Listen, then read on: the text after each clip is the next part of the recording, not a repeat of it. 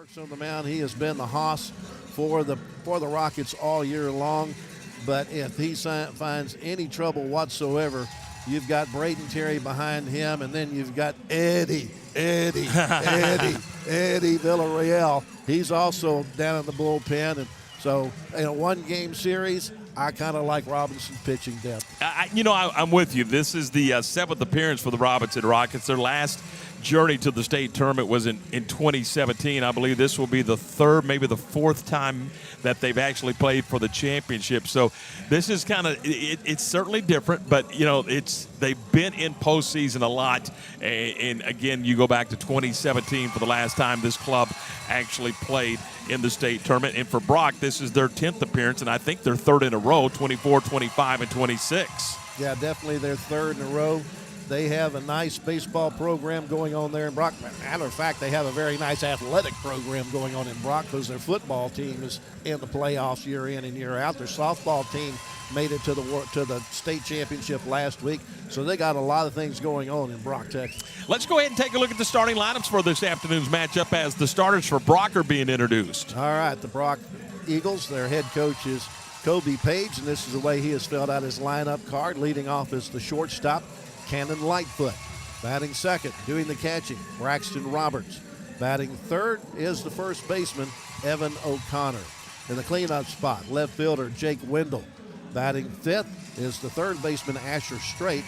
Batting sixth and doing the pitching is Weston Picard. Batting seventh, playing in right field, is Cade Vidal. Batting eighth is the designated hitter, Colton Ripple. And batting ninth is the second baseman, Hunter Martin. And their center fielder is going to be Caleb Linhart. He is being DH'd for by Colton Ripple. Home team on the scoreboard is the Robinson Rockets. Chris Clemens, the head coach, has filled out his lineup card this way. Leading off is the third baseman, Cash Clear. Batting second, playing at second base, Bryce Vasquez. Batting third is the first baseman, Caden Coe. In the cleanup spot is the shortstop, Kason Helpert. Batting fifth, doing the catching, Landon Arms. Batting sixth and playing center field, Evan Moreno. Batting seventh and the starting pitcher for the Rockets is Caden Burks. Batting eighth is the right fielder, Braden Terry. And batting ninth is the left fielder, Colton Turnbow. There is no DH in the lineup for the Robinson Rockets as Caden Burks will hit for himself. Everybody else will hit for themselves. And that is the starting lineups for this state championship game here in 2026. It's the Robinson Rockets and the Eagles from Brock, Texas. And again, this is a big ballpark. Look, offensively, this is a Robinson team that doesn't hit for power. I mean, they're going to be singles and doubles guys. They've only hit 3 home runs as a team, so this spacious park probably doesn't bother them at all. They've got a tremendous outfield in Turnbow, Moreno, and Braden Terry, so they can run things down. I like the way the park plays for this Robinson baseball team. Well, if you hit the gaps, if you get it down the lines, you're going to get extra bases because of the spaciousness of the park compared to the high school fields that most of these young men play on most of the year. So it's going to be interesting if you can hit a gap, if you can get something down the lines, and you're going to be able to get some extra bases and get that chance to run home. It's the Robinson Rockets and the Brock Eagles. We're going to take a break right here. We'll come back with more of our pregame in a moment as we continue from Dell Diamond in Round Rock in just a moment.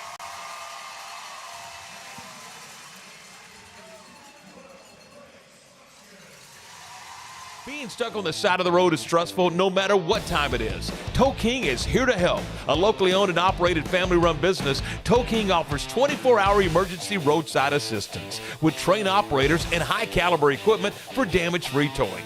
Tow King of Waco is a company you can count on. Call Tow King the next time you need help. Check them out on Facebook, and remember, slow down or move over.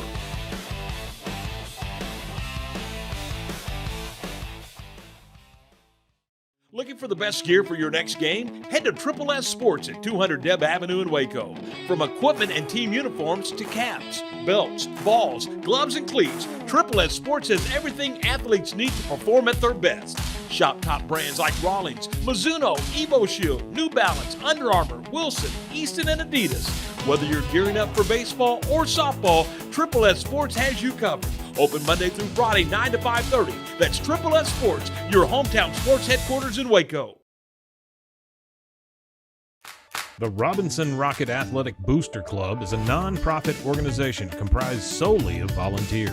Through the donations of both time and finances, we're able to support the athletic programs by purchasing equipment, supplies, and providing scholarships. Membership dues are only $35 per family for the year. The board is excited to be working on your behalf to bring more success to Robinson Athletics. Working together, we can make this a fun and memorable experience for our players. Things that set Pioneer apart, I think honesty and integrity go straight to the top. Even if we lose a deal, if it's done honest and quality, it's okay. In today's world, unfortunately, there are a lot of businesses don't play by those same rules. And it's unfortunate. Pioneer will continue to develop and build upon what came in 1943 all the way to the top, and that's going to be honesty and integrity.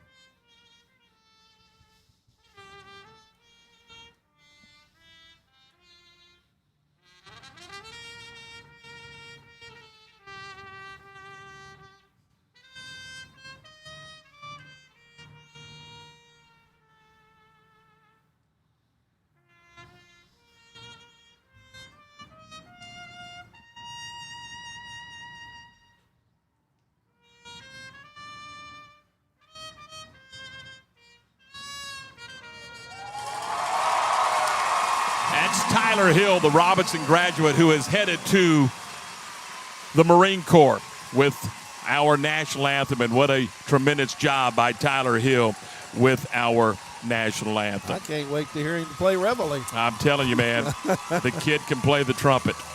And could play some football, too, I might add. He was a tremendous player. You know, the funny part about Tyler is he would play with the band. He wouldn't go in, and I'd asked his position coach, I said, what about adjustments for Tyler?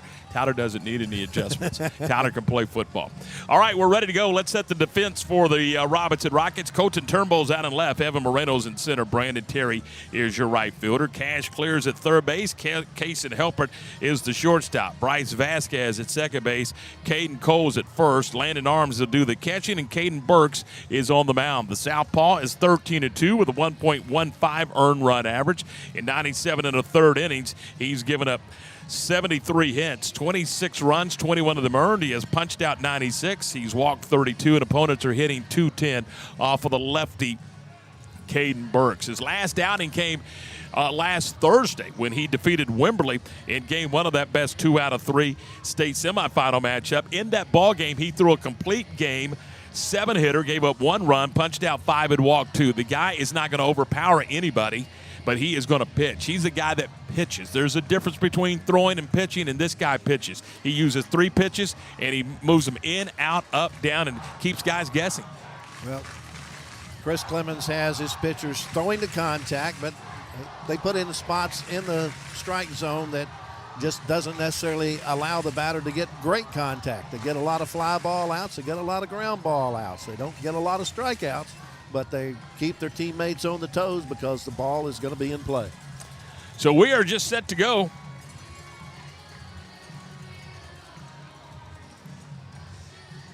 A quick conversation between Kobe Page, the head coach, and the home plate umpire, John Solis. Saying hi as he heads over to the third base coach's box. What's for dinner? I know we've stayed here a little longer than we normally do.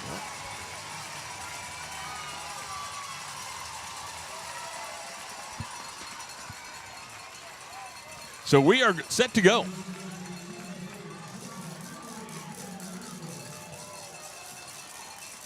Leading off is Cannon Lightfoot, and the first pitch is in there for a strike, and we are underway. At 2:06, just 2 hours and 6 minutes later than we expected. That's exactly right. 0-1 the count to Cannon Lightfoot. Left-handed stick facing the left-hander, Caden Burks. Burks is ready. The 0-1 is a fly ball out to center field. Evan Moreno starts in, drifts back, puts it away. Good start. One up and one down. Didn't take a whole lot of pitches, which is another thing that you worry about in a game like this is a pitcher has 110 pitches in the week, so you try to keep it to a minimum if you can. So, from the third base dugout, the Robinson Rockets. From the first base dugout is the Eagles of Brock. Here's the pitch to Braxton Roberts, hit out on the ground on the left side, and up with it is Cash Clear on to first base, and there's 2 down. That's pretty efficient.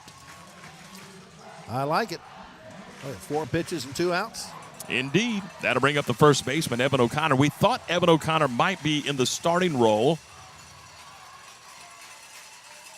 on the mound, but he's not. He's playing first base. Here's the first pitch to O'Connor, and it's a breaking ball that's low, ball 1. Now, O'Connor's no slouch at the plate, hitting 400 in the postseason. Leads the team in hits and RBIs during postseason play. Pitch all the way. He's in there for a strike, and that evens the count at 1-1. Nothing seems to bother Caden Burks. The stage is never too big, is it? I agree.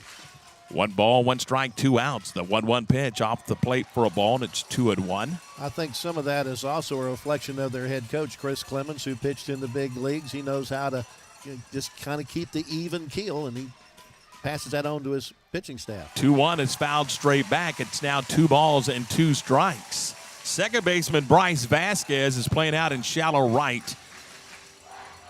The shortstop Helpert is, well, he's kind of out there too now. At first he was on the rim of the outfield. 2 balls, 2 strikes. The 2-2, it's hit in the air out to right field, sinking in a hurry, and it's going to fall in for a 2-out hit. So Evan O'Connor with the first hit. Braden Terry may have had a chance to come in and dive for that ball and maybe make the catch, but since it's very early, there's already 2 outs in the game, he decided to let that fall in front and see if they can't get this final out here. So with O'Connor at first base, here's Jake Wendell, the left fielder. Wendell steps in from the left side.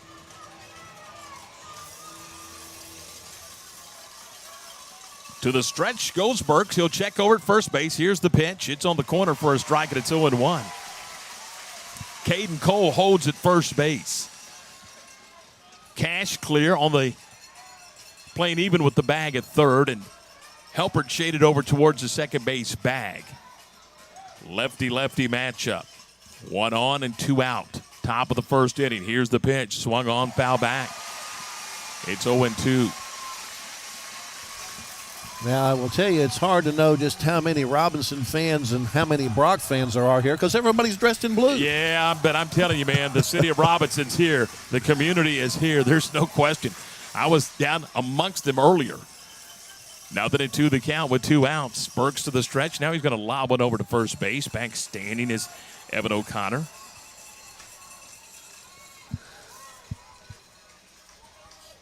Oh, 2 the count with 2 outs. From Dell Diamond and Round Rock, we're finally underway in the Class 4A Division II State Championship.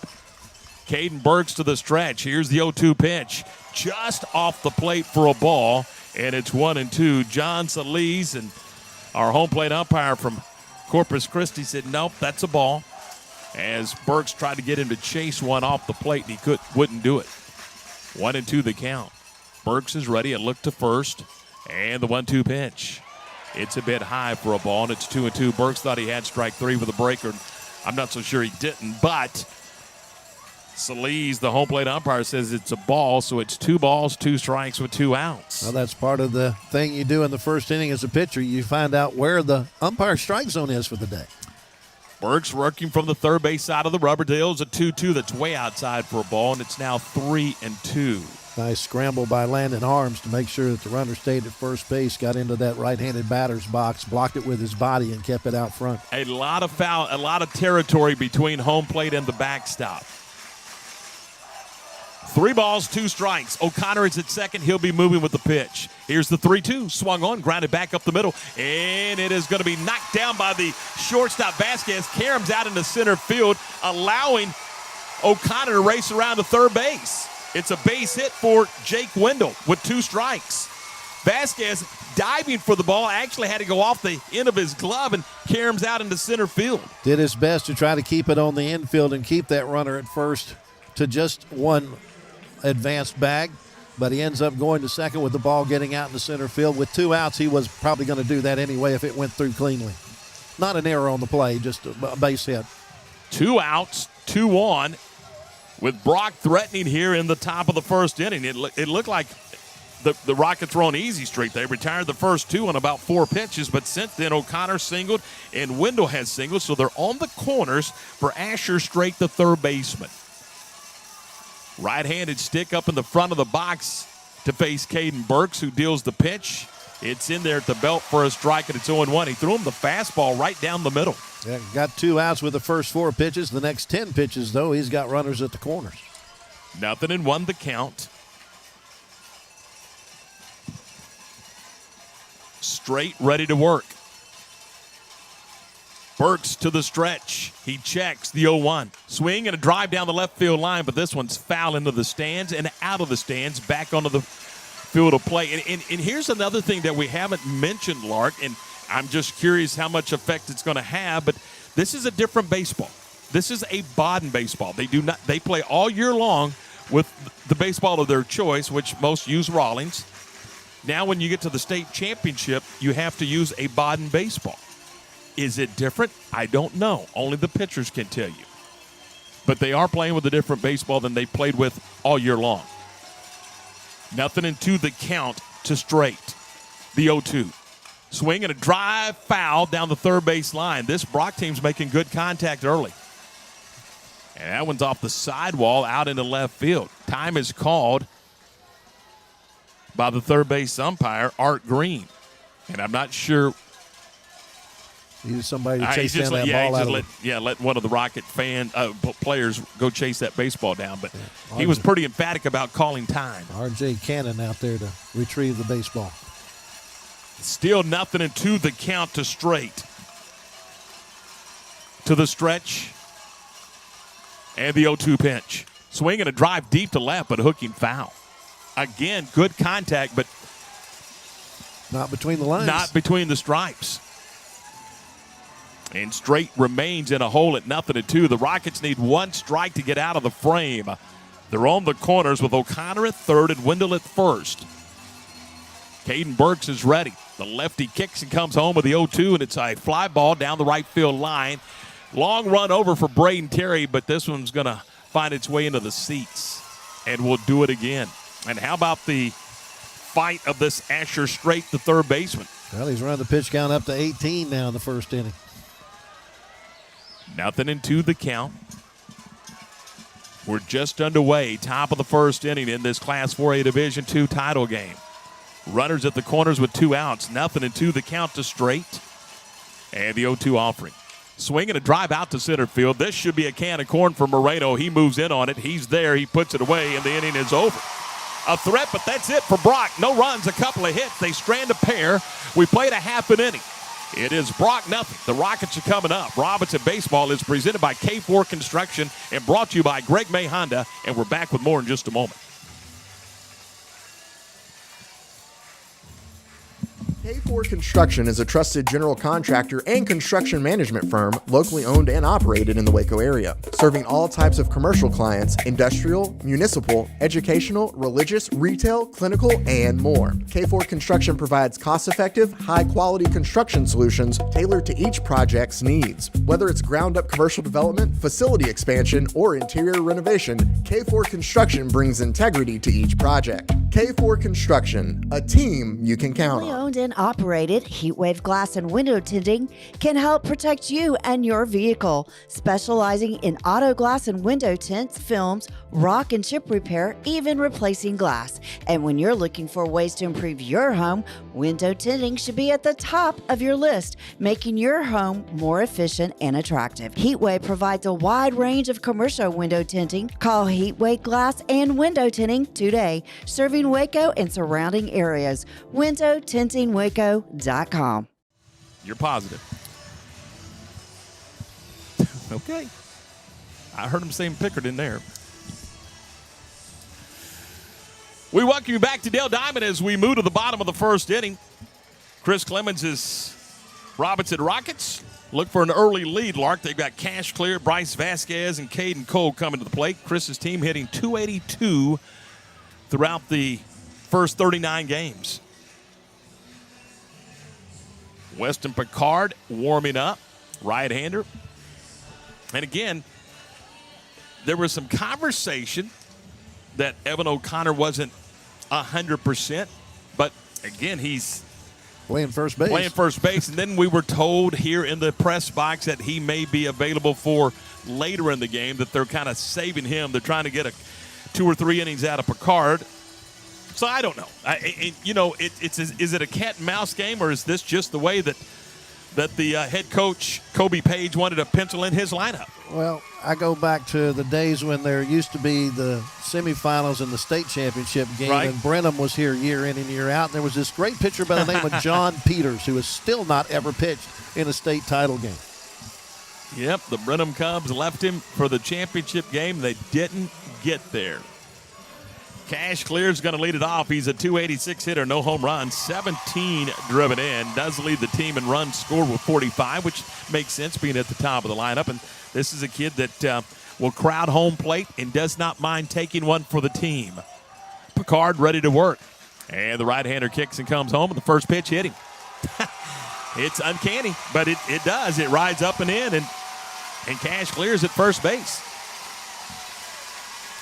Well, now that's the 6th time since we started doing these games that he's been hit by a pitch, but only the 2nd time that the umpires have actually let him have first base. And time is called, and here comes the head coach. He wants to have an explanation. And again, you're entitled to the batter's box. You do not have to get out of the way of a pitch. No. You cannot lean into a pitch. That's the rule. Yeah, but you also pointed out that you can't have your hands out over home plate in the strike zone. No. That ball hit him in the shoulder, and the shoulder definitely was not in the strike zone. Of course not. So he's at first base. Chris Clemens coaching over at third. Matt Arms over at first base. Matthew over at first. John Arms and Brian Kent in the dugout. Here's the first pitch to Vasquez. It's wide for a ball. Bryce hitting .450 with a home run and 28 driven in. But they'll sacrifice with the two-hole hitter. Their best hitter by far, and they do not mind sacrificing. Left-handed batter with an open stance. Here's a throw over to first base, and it skips in and blocked nicely by Evan O'Connor. He kept that ball from going to the dugout. Third baseman Asher Strait playing in front of the bag at third, thinking the possibility of the bunt. Another throw over to first base, and again another low throw, and dug out by O'Connor, and Cash Clear back in plenty of time. Clear with good wills. He's stolen 21 bases this year, by far the best on this Robinson club. Picard to the stretch. Here's the pitch. It is butted, and it's butted up the first base line. It's a good one. Picked up by the catcher. He'll throw wildly to first, up the line. On his way to second is Clear. He's into third. On his way to second is Vasquez. It's a sacrifice and an E2. And the Rockets have second and third with nobody out. Clear ends up at third. Vasquez ends up at second on the sacrifice. The Rockets are cooking, and now they're going to argue that he was in the base path. Well, I was watching to make sure, and he was between the two lines. He was in the runner's box where he's supposed to be, especially when the throw was made. I'm sure that, Well, and now... Here's what I don't understand, and I've done this a lot. Yes, so have I. So if you made the call because you ruled what you saw, now you're going to go, okay, let's call timeout and talk about it and discuss it again. Lark, you saw it live. You didn't rule on it. And so now you're going to go back and rethink it? And that's what they're doing. The 4 umpires are meeting right now between first and second base. I've got it as a sacrifice and an E2. And that's exactly what we're going to go with. I've got it as a base hit and an E2. Well, you're wrong because the scoreboard's got an error. They have an error, but you could also score it a base hit and an error. There's no well, look on the scoreboard. There's no sacrifice because no out was made from my point of view, from my scoring point of view. But I understand that's what they have on the scoreboard. At any rate, the Rockets have 2 runners in scoring position and nobody out. Here's Caden Cole. Cole, the RBI leader on the team, a chance to give Robinson the advantage. Picard to the stretch, and here's the pitch. It's a breaky ball strike, and it's 0-1.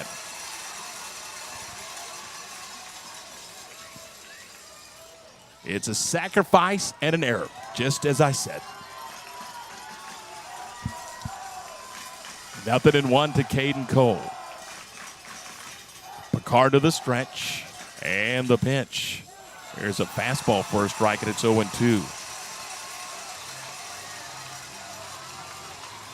Middle infielders playing back. They'll get the out.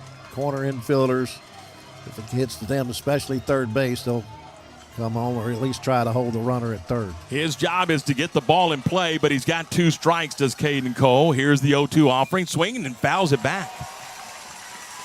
Cole's hitting .294 with 34 runs driven in. He was 1 for 3 in the third and final game against Wimberley, but that one was awfully big, wasn't it, partner? I think it was the only hit in the game, and it scored the only run of the game. 100%.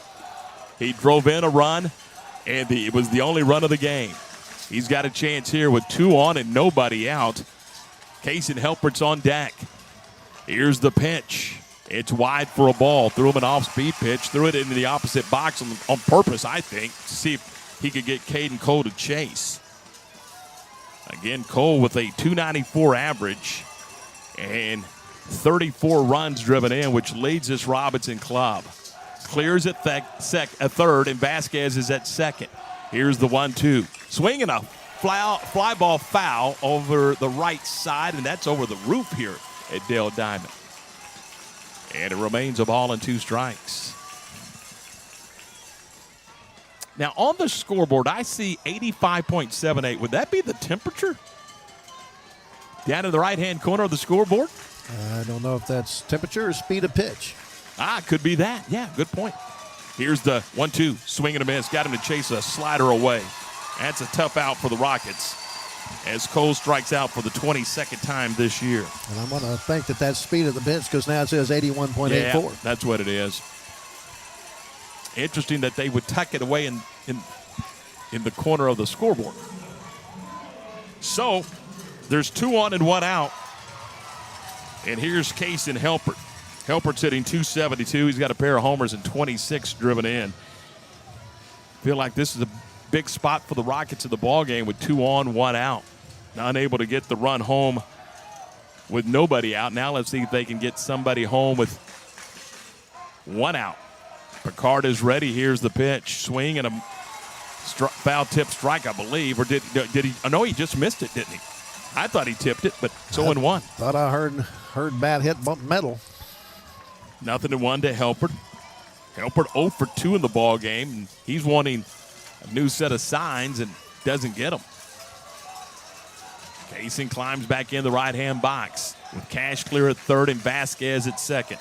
Weston Picard is ready in the 0-1 pitch. Swinging a bounding ball on the left side of the infield. The shortstop's got it. Lightfoot throws on to first in time. Coming home to score is Cash clear. It's an RBI ground out for Kason Helpert, and the Rockets have grabbed a 1-0 lead here in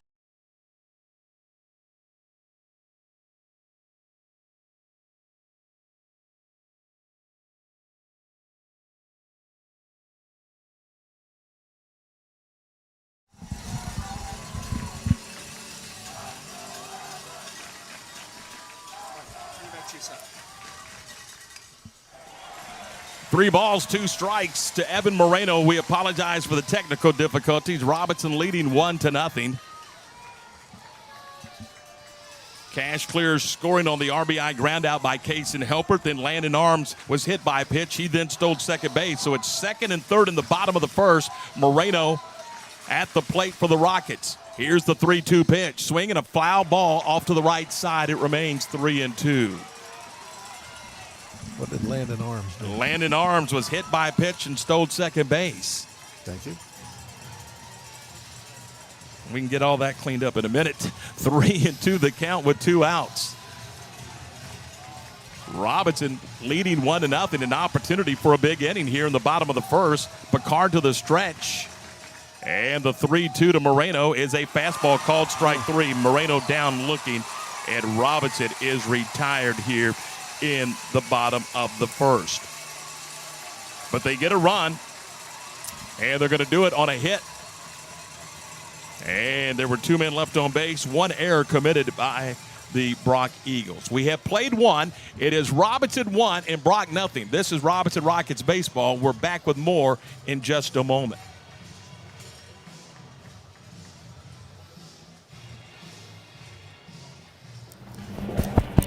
Charlotte and I just finished our monthly advertising meeting. You know what we figured out? Last month's commercial was a huge success. Sold tons of Odysseys and Ridgelines. So let's just sell the rest of them for the same money. That's right. New Odysseys, $3,800 off. New Ridgelines, $3,900 off. Discounts on every Honda in stock and all the money for your trade. But hurry while selection at the best. It's right here at Greg May Honda. Robinson Drive Animal Hospital is proud to serve Robinson, Texas and surrounding areas. We are dedicated to providing the highest level of veterinary medicine along with friendly, compassionate service. We believe in treating every patient as if they were our own pet. We are a group of highly trained, experienced animal lovers who are devoted to giving our patients the best care possible. If you have any questions about how we can care for your pet, please don't hesitate to call us at 254-662-2380. Robinson Drive Animal Hospital. Robinson Rockets baseball this afternoon brought to you in part by the Robinson Athletic Booster Club, Pioneer Steel and Pipe, Triple S Sports, Heat Wave, Toe King, the Robinson Animal Hospital, Lewis Insurance, and Meadowbrook Baptist Church. 1-0 as we head to the second inning. And Lark, the Rockets got a run without a hit. Kind of typical of Robinson, isn't it? Typical of Robinson, and plus they made the starting pitcher throw 22 pitches in that first inning. Now, Burks threw 20 in his first inning of work.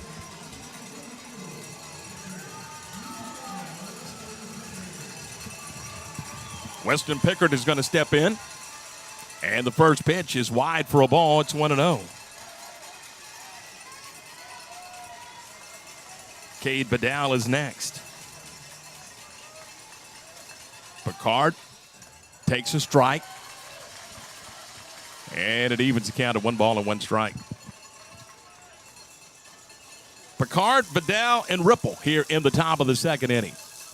Here's the 1-1. It's high for a ball. 2 balls and 1 strike. Well, this is a guy you want to throw strikes to. He's been the easiest strikeout in the postseason for opponents with 9. 2-1 the count, the 2-1 pitch. Swinging a high fly ball out into shallow center field. Moreno is calling everybody off, and Evan is going to make the grab, and there's 1 down. Good start to the top of the second for the Rockets. With 1 out, that's going to bring up the right fielder, Cade Badal.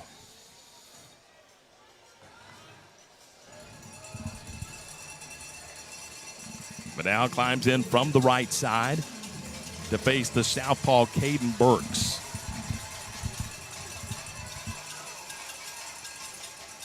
Burks kicks and comes home, and the first pitch to Badal is high and away for a ball. 1 ball and no strikes.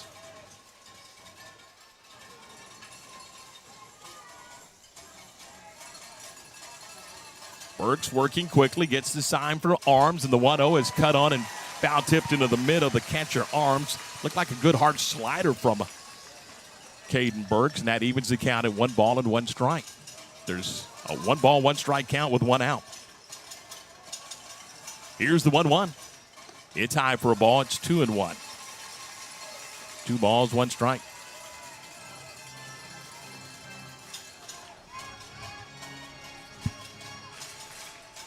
2-1 the count. Robinson leading 1-0, top of the second inning. Here's the 2-1 pitch. Swing and a miss. Pulled the string there, partner. Boy, what a nice pitch. Change up at 78. And again, it's not about velocity. You don't have to throw 97 to be effective. No. You got to know how to pitch, and he does. 2 balls, 2 strikes. The lefty comes home with a 2-2, and it's a high fly ball on the infield left side. Third baseman Cash clear, calling everybody off, and Cash makes the catch. There's 2 down. I was a little concerned that Caden Burks was going to try to take it himself. Well, Cash made it very clear that I'm taking this pop-up. That's the 4th fly ball out of the 5 recorded so far. Here's the designated hitter, Colton Ripple. Ripple, the DH. And the first pitch is high and away for a ball. It's 1-0. Hunter Martin's on deck. There's 2 outs. We're in the top of the second. The Rockets leading 1-0. This is Robinson State Championship Baseball presented by K4 Construction and brought to you in part by Greg May Honda. 1-0. It's a bit tight for a ball, and it's 2-0. You'd love to get the 8-hole hitter here, and then you'd have the 9-hole hitter to start the third. Robinson leading 1-0. Here's the 2-0 pitch. He shows bunt, takes a strike, and it's 2-1. Hey, just give me a target to shoot at out there. 2 balls, 1 strike. 2 outs here in the top of the third inning. Here's the 2-1 pitch. Swing and a miss. Got him to chase some high cheese and couldn't catch up. And again, Lark, we've talked about this before, but it just looks like that Landon Arms and Caden Burks are playing catch. They're in the backyard having a catch. Yeah, they just relaxed out there and enjoying baseball. 2 balls, 2 strikes, 2 outs. Here's the 2-2 pitch. Swing and a miss. He struck him out, and the inning is over. 1, 2, 3 go the Brock Eagles in the top of the second. We have played an inning and a half. It's Robinson 1, Brock 0. This is Rockets Baseball presented by K4 Construction.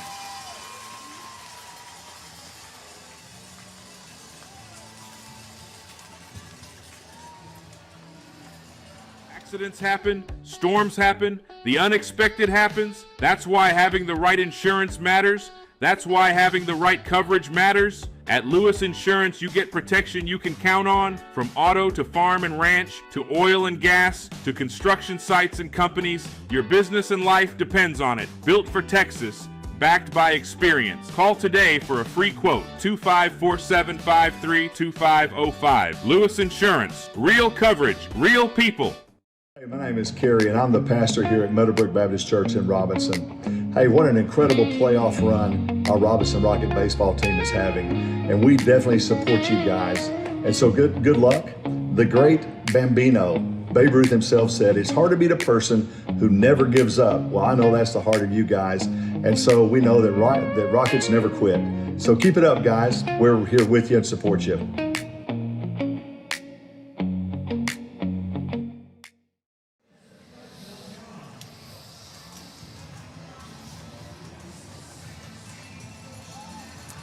Alongside Lark Smith, I'm Tom Barfield. We welcome you back to Dale Diamond, where the Robinson Rockets lead 1-0. Kind of a typical Robinson start. They got a run on no hits, giving up a couple of hits, but no runs. Yeah, We've seen this movie. Yeah, you get your leadoff batter on the hit batter, move him over to second base on what was a sacrifice. It ended up being an error. Get 2 runners in scoring position, get one of them home. Get them on, get them over, get them in. Caden Burks, Braden Terry, Colton Turnbull, the bottom third of the order for the Robinson Rockets. So here's Burks with a chance to help himself a little bit. Caden's hitting .232 on the year, no homers and 20 driven in.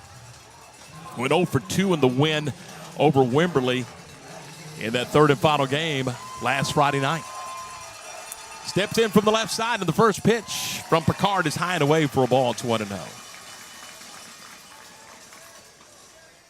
1 ball, no strikes. Working quickly, Picard, the 1-0 pitch, high and tight, 2-0. He's not been around the strike zone, really. No, and he's hit a couple. Hitting Cash clear is nothing unusual, but, no. I mean, he also hit Landon Arms later in the top of the first. 2 balls, no strikes. Here's the 2-0 offering. It's high, ball 3. It may be 84.5 miles an hour, but if you don't know where it's going. You got to have your towards, don't you? Absolutely. You need to throw it towards home plate. 3-0 the count to Burks. The 3-0 is in the heart of the plate for a strike. Now, that one was right down Maine, and it's 3-1. But right now, Caden's in a great spot at 3 balls and 1 strike. He's looking for 1 pitch in 1 spot. The 3-1 is wide, ball 4. He's led off the inning with a walk. Let's see who courtesy runs for him. Well, you get another freebie to start the inning. Take advantage, right? Absolutely.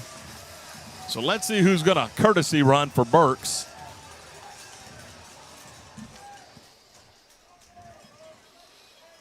It's going to be Zane Bailey.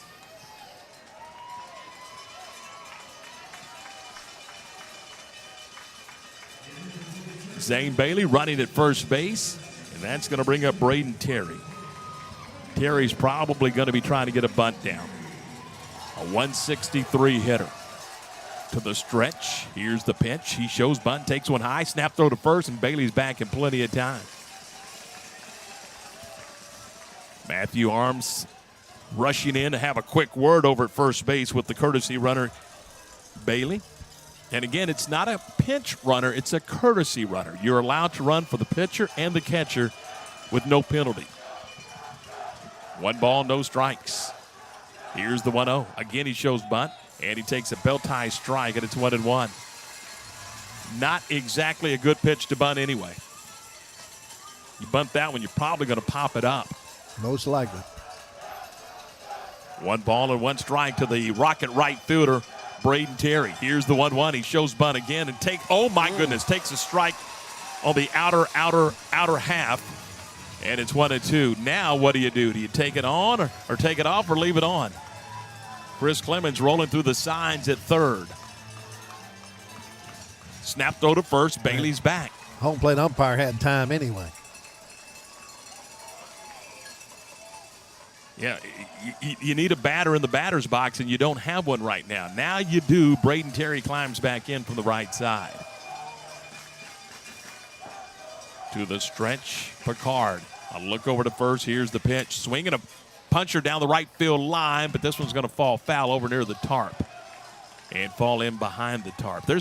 I guarantee there's nothing hid behind the tarp now because that thing has been drug on and off this field about 20 times over the last couple of days. Yeah. Hopefully they won't find that today. 1-2 the count to Braden Terry. Colton Turnbow's on deck. Bailey running at first as a courtesy runner. Bottom of the inning. Here's the pitch all the way to the backstop. That's going to move Bailey up to second. It's a wild pitch, a 57-foot fastball. In Lark, you just got to take advantage of back-to-back freebies. Absolutely. Rockets got a run on no hits. Brock with no runs on 2 hits. Robinson threatening again here in the bottom of the second inning with the bottom of the order.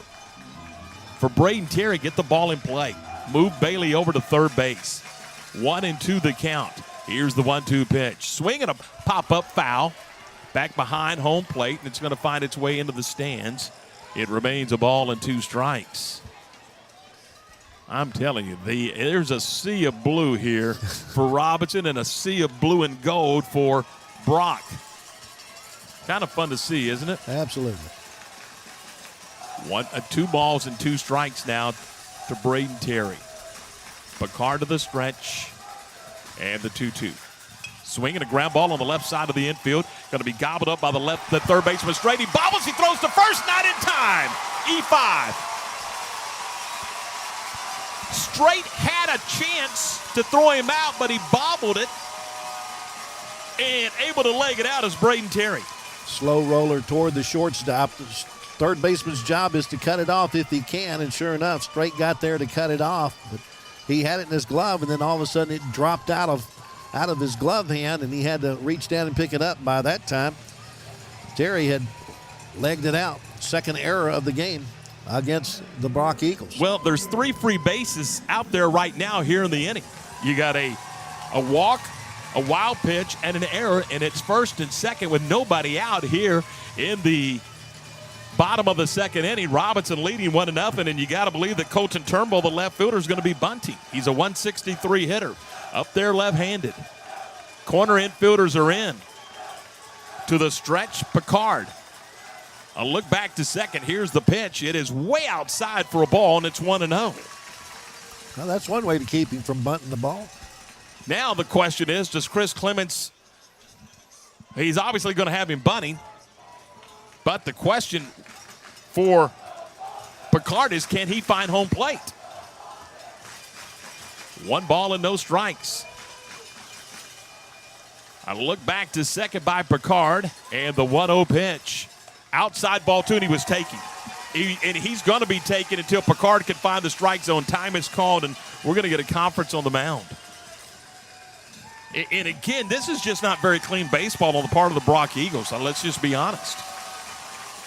I don't know if it's nerves, playing in the minor league park, big crowd, things of that nature, but they've thrown a couple of balls away. They've given up 4 or 5 free bases in the game already. And you got a guy up there trying to get himself out, and you don't throw him a pitch that he can put down or get in the air, or you can't get him out unless the ball's in the strike zone. Now, I'm wondering when John Solis, our home plate umpire, is going to stroll out to the mound to break up the confab. I mean, it's been going on for quite some time. They finally ran out of things to say. And the coach just turns around and heads back to the dugout.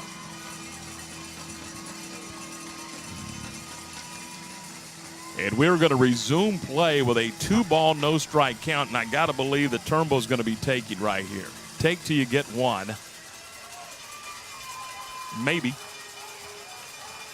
Runners at first and second. Nobody out in the bottom of the second for the Rockets, leading 1-0, and a chance to really jump out to a nice lead. Here's the pitch. He shows bunt, bunts it foul. He did not take.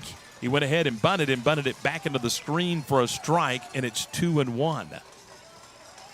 2 balls and 1 strike to Colton Turnbull. Turnbull with a couple of extra base hits this year. He's got a double, and he's also got a triple. He's driven in 9 runs. Base hit, and he drives in a run. Sacrifice is what he's looking to do, I think. 2-1. He squares to bunt. The 2-1 pitch is a strike on the corner. It's 2-2. Now you got to take it off and let him swing away. Well, you don't have to. There's no rule that says you have to, but we'll find out. Depends on the confidence that the coach has in you to make contact. Cash Clear is on deck. 2 balls, 2 strikes. The 2-2 pitch. Down low, ball 3, 3-2. And no matter what, Lark, you've turned the lineup over again. And you're going to have an opportunity with the top of your order, even no matter what happens with this 3-2 pitch. 3-2 the count. Bailey's at second, Terry's at first. And the 3-2 pitch. Swinging a drive out into left field, but this one's going to find its way into the dugout. It was headed for left field, I thought, but it was off the end of the bat and just kind of flared into the Robinson dugout. Yeah, we're not used to being this tall in the press box or at a baseball field. The last few games we've called, we've been basically eye level with the ball players. It's a little bit of different perspective to figure out exactly where the ball's going off the bat. 3-2 the count. Again, Bailey a lead away from second. Braden Terry from first. The 3-2 to Turnbull's on the way, and the 3-2 is lined down the right field line, but foul. He smoked that one. Yeah, he did. He absolutely smoked that one, but it hits the tarp about, 7-8 feet off the foul line? Yeah. That one would have been in the corner, and we would have had a merry-go-round. Let's try it again. The other thing it's doing is running up the pitch count of Picard. 3 balls, 2 strikes. There's 2 out. There's no outs, rather. To the stretch, Picard. Again, the 3-2. Swing and a drive out into center field. Linhart is there. He'll make the catch. Bailey's going to bluff the tag, and he's not going anywhere, and there's out number 1. Nice at bat out of your 9-hole hitter, though, to run up the pitch count a little bit. Finally put out on a fly ball to center field. But the pitch count now on Picard is up to 42. Whoa. turn the lineup over, and here comes Cash Clear. Clear has scored the only run of the ball game. He was hit by a pitch, moved to second on an error and a sacrifice, and then came home on a ground ball out by Kason Helper to give the Rockets a 1-0 lead in the bottom of the first. We're in the bottom of the second right now with the runners at first and second, and Clear back at the plate hitting .286. Picard is ready. He checks at second base. Here's the pitch to Clear. He shows bunt. He bounces one in. Boy, I'm telling you right now, Braxton Roberts just saved 90 feet. Certainly did. Nice job of getting behind that left-handed batter's box and getting the chest on it. Weston Picard bounced that one in for ball one. The first baseman, O'Connor, is not holding. He plays in front of the base runner, Terry. Here's the 1-0 pitch. It's outside, ball two. 2 balls and no strikes. Nobody out in the pen for Brock right now. We know the first reliever's over at first base for them. We think. 2-0 the count. And the 2-0 pitch to Clear. It's in the heart of the plate for a strike, and it's 2-1.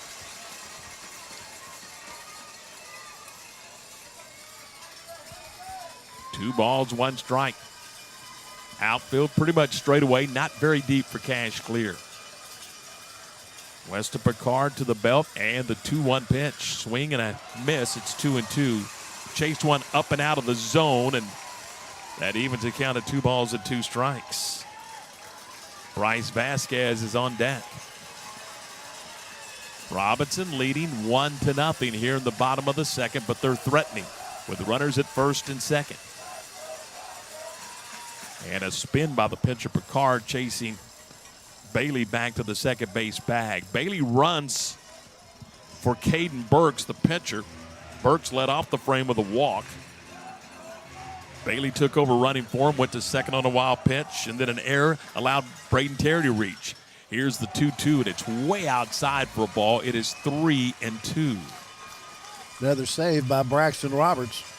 That one was destined for the backstop, but a good job by the catcher for Brock to keep that one from getting by. 3-2, you're going to put him in motion. Got a runner at second and Bailey, and a runner in first and Terry. A full count to Cash Clear. Do you move to stay out of the double play? We'll find out. They're not. The 3-2. Swinging a bounding ball up the middle. The second baseman's got it. A flip to short for one. The relay throw to first. Not in time. Slowly hit, which allowed Clear to leg it out. He's safe at first. Bailey will end up at third. And Terry's erased 4-6.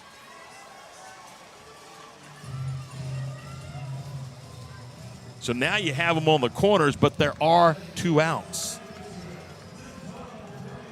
You got your best contact guy at the plate here. This is the guy you want. There's no question. Here's Bryce Vasquez, who reached on an error, sacrificing. So he has not had an official plate appearance. He's a .450 hitter. Larky's got 49 hits, which leads the club. He leads the club in doubles with 10.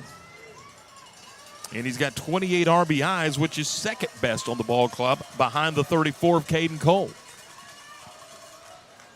Picard is ready. The pitch to Vasquez is in tight for a ball, and it's 1-0.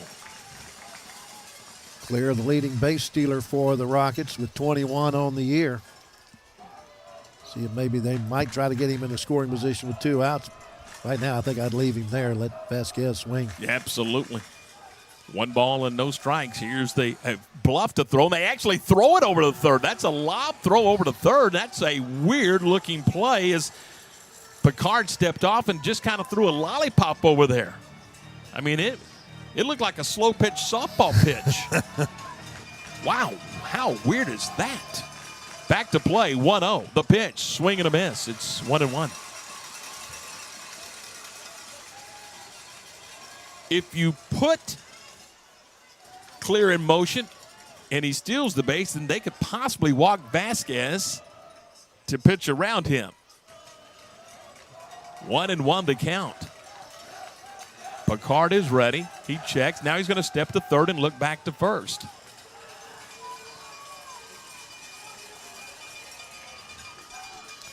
Vasquez will take a deep breath, climb back into left-hand batter's box. This is a lefty-righty matchup. Righty Picard ready. And the 1-1. Swing and a pop-up. On the left side of the infield, the shortstop Lightfoot calling for it. He'll make the catch. And the Rockets come up empty here in the second. No runs, no hits, 1 error, and they leave 2 men on base. We've completed 2. It's Robinson 1 and Brock nothing. This is Robinson Rockets baseball, presented by K4 Construction and brought to you by Greg May Honda.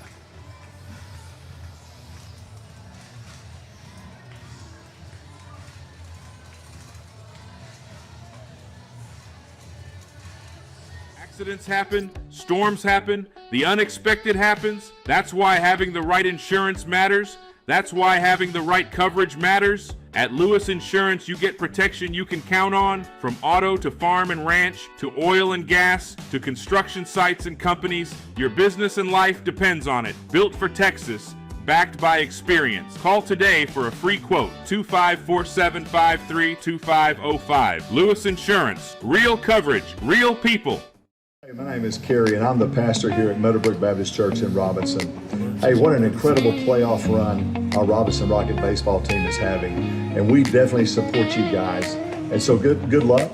The great Bambino, Babe Ruth himself, said, "It's hard to beat a person who never gives up." Well, I know that's the heart of you guys, and so we know that Rockets never quit. So keep it up, guys. We're here with you and support you.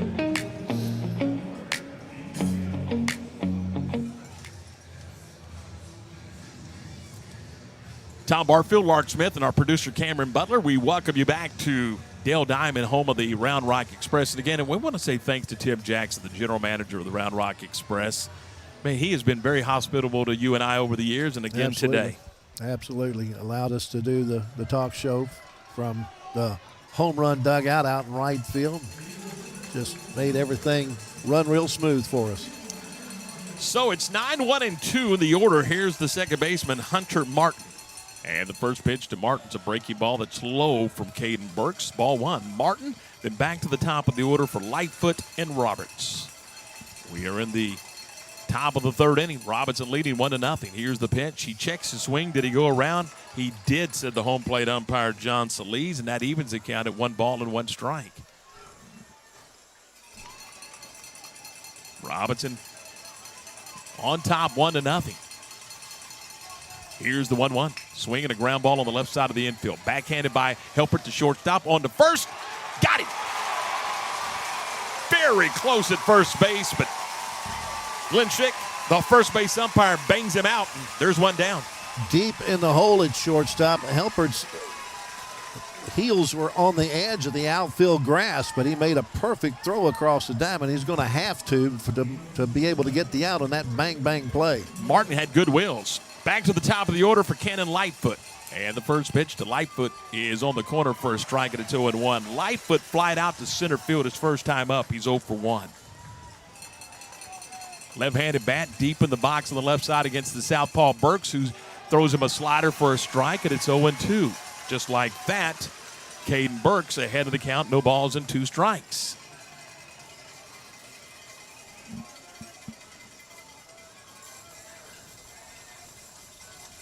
Nothing into the count. The 0-2 fastball called strike 3. Wow. And I'm telling you, Cannon Lightfoot is none too happy.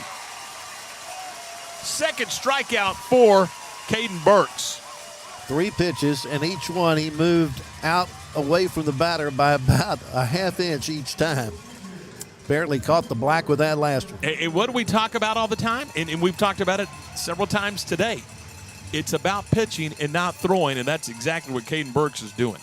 2 outs, and here's Braxton Roberts, who takes a pitch outside for a ball. It's 1-0. Roberts grounded out to Cash, clear his first time up. Nothing in 1-0 the count, rather, and the 1-0 pitch is in there at the knees for a strike, and it's 1-1. 78 miles an hour. Again, he's not gonna overwhelm you, but he's gonna pitch. Here's the 1-1, swinging a foul tip at the plate, and it's 1-2. And right now, Lark, if he gets him here, I'm not sure he broke a sweat. He's looking at a 1-2-3 inning. 1 ball, 2 strikes, the 1-2 pitch. Down low for a ball, and that evens it up at 2 balls and 2 strikes.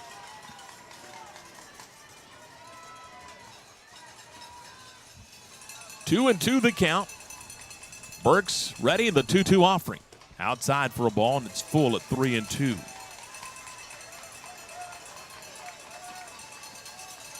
No runs on a pair of hits for Brock. 1 run on no hits for the Rockets. 3-2. Swinging a high fly ball foul out of play on the left side, and that's going to reach the seats for a souvenir. We'll do it again.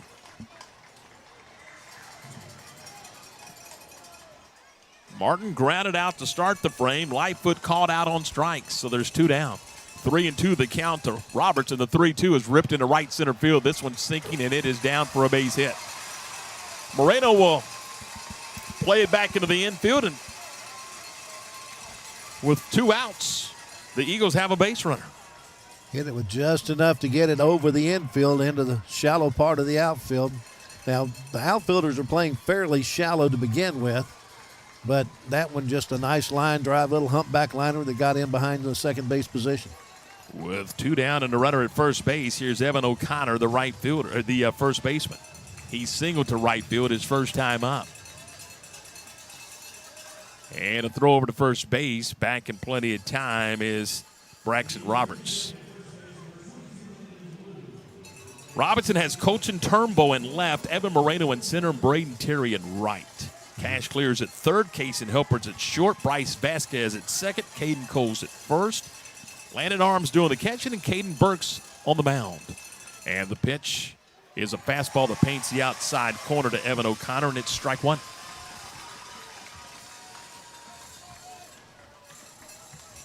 Do we have a courtesy runner at first base or not? Landon Blue. Landon Blue courtesy running. Here's the pitch. Swinging a drive into right field, and playing it on a hop is Braden Terry. And here we go again. After 2 out in the first inning, there was back-to-back hits. After 2 out here in the third, there's back-to-back hits. Tied run now at second base.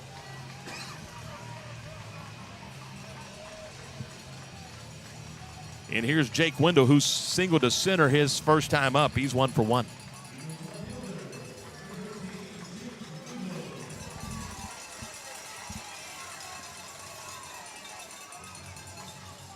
Two on, 2 out. Robinson leading 1-0 in the top of the third inning. Burks is ready in the pinch. It's in there for a strike. It's 0-1.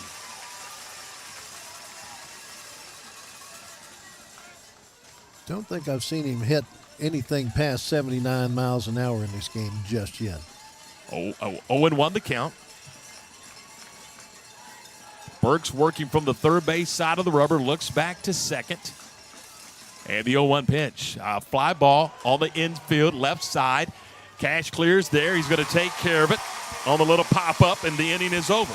Again, a threat, but nothing more for Brock. No runs on a pair of hits. They strand a pair. We go to the bottom of the third, 1-0 Robinson. This is Rockets Baseball, presented by K4 Construction and brought to you by Greg May Honda.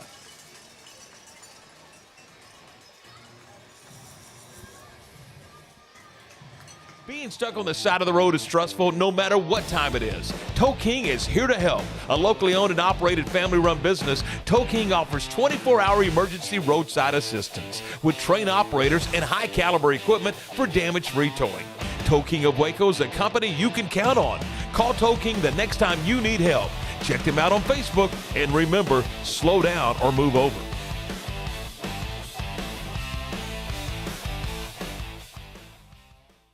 Charlotte and I just got through with our monthly advertising meeting. She thinks it's break time. But here's what we figured out. Last month's commercial was so successful, we're just gonna keep on. That's right. New Odyssey's $3,800 off, new Ridgeline's $3,900 off. Your trade, we're gonna give all the money this month. But hurry, with all these deals and discounts, they're not gonna last long. It's right here at Greg May Honda. Is that good? It must be. Robinson Rockets Baseball from the state championships in Round Rock, brought to you in part by Meadowbrook Baptist Church, Lewis Insurance, Robinson Animal Hospital, Tow King, Heat Wave, Triple S Sports, Pioneer Steel and Pipe, and the Robinson Athletic Booster Club. And, of course, we're presented by K4 Construction and brought to you by Greg May Honda. Glad to have you with us as we head to the bottom of the third inning. Typical Robinson game. They've been out hit 4-0. They lead it 1-0. How do you do that? You know what? But they've done it all year. That's the crazy part. Caden Cole, Case and Helpert, Landon Arms. That's 3, 4, and 5 to face Weston Picard here on this cloudy Friday afternoon. Rockets looking for a state title. They played for the actual championship, 3 times? Mm-hmm. And an opportunity. Way back in 2006. Last time to the state tournament was 2017. 06 last time they played for the title. They're playing for it today, leading 1-0. Here's the first baseman, Camden Cole. He takes a strike, and it's 0-1. Caden Cole, rather. Caden started the day hitting .294, no homers, 34 driven in. He struck out his first time up. Here's the 0-1. Poked down the right field line, but this one's going to be foul, and it's 0-2.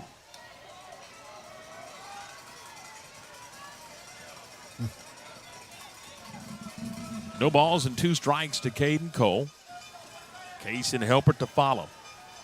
We're in the bottom of the third. Here's the pitch. It bounces in and bounced off the home plate umpire and caroms over towards the Robinson third base dugout. That ball did a lot of things. Gripped it way too hard and threw it into the left-handed batter's box at 80 miles an hour. 1 ball and 2 strikes. Picard deals the 1-2. Breaky ball, called strike 3. Down looking goes Cole.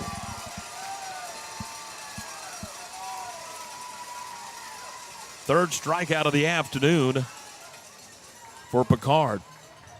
Cole's been the victim twice. There's 1 down. Here's the shortstop, Case and Helpert. Helpert grounded out, drove in a run his first time up. He's got the only RBI of the ball game, his 27th of the year. First pitch to Helpert's up high for a ball, and it's 1-0. 9 extra base hits on the year for Case and Helpert. He's got 6 doubles, a triple, and a pair of home runs. 1 ball, no strikes, the 1-0. High and away for a ball. It is 2-0. 1 out, nobody on. We're in the bottom of the third. The Rockets still searching for their first hit of the afternoon. 2 balls and no strikes. Here's the 2-0 pitch. It's high ball 3. Landon Arms is on deck.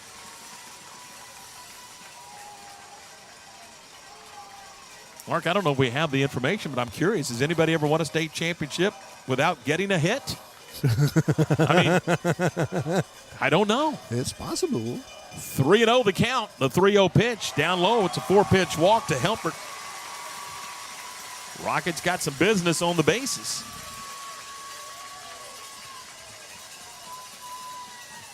That'll bring up Landon Arms, who was hit by a pitch his first time up.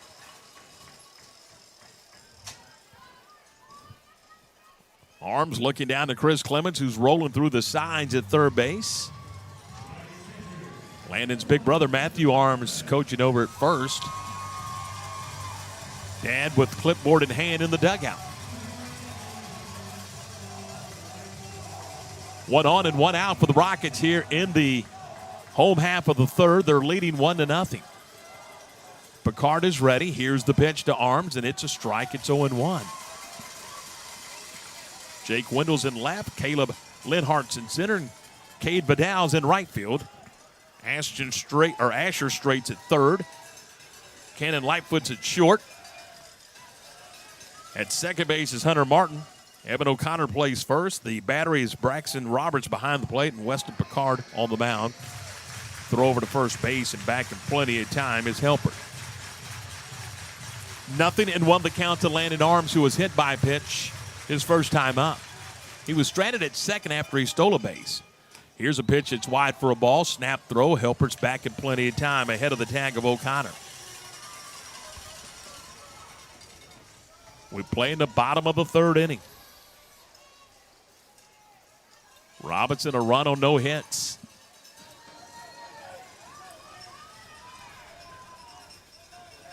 They lead 1-0. A ball and no strikes to Arms. Here's the 1-0 offering. It's high for a ball, not even close. And it's 2-0. Evan Moreno is on deck. 2-0 the count. Game 40 of the year for the Robinson Rockets in their final game. Looking for a title, leading 1-0. Here's the 2-0. Hit in the air out to right field. Drifting back on it is Vidal. He's there, and he'll put it away. Throw's going to come back to the infield, and it's all the way to home plate. And there's 2 down. Heads-up job by the catcher, Braxton Roberts, backing up that throw. Again, I'm like you. I don't know why he's throwing it as far as he did, but Braxton Roberts was there to be able to back it up, keep the runner from moving up. My thought initially was he was going to try to throw to first base and maybe see if they can double him up, and maybe he air melted. I don't know, but there's no reason you're throwing to this side of the infield with a runner at first base. He was throwing to first base. He was about 20 yards off. Here's Evan Moreno hitting .240 on the year. Struck out his first time up. Shows bunt and bunts through it for a strike. Snap throw to first, and they got him. Helpert is caught on a snap throw to first, and the inning is over. No runs, no hits, nobody left. We play 3, 1-0 Robinson. This is Rockets Baseball, presented by K4 Construction and brought to you by Greg May Honda.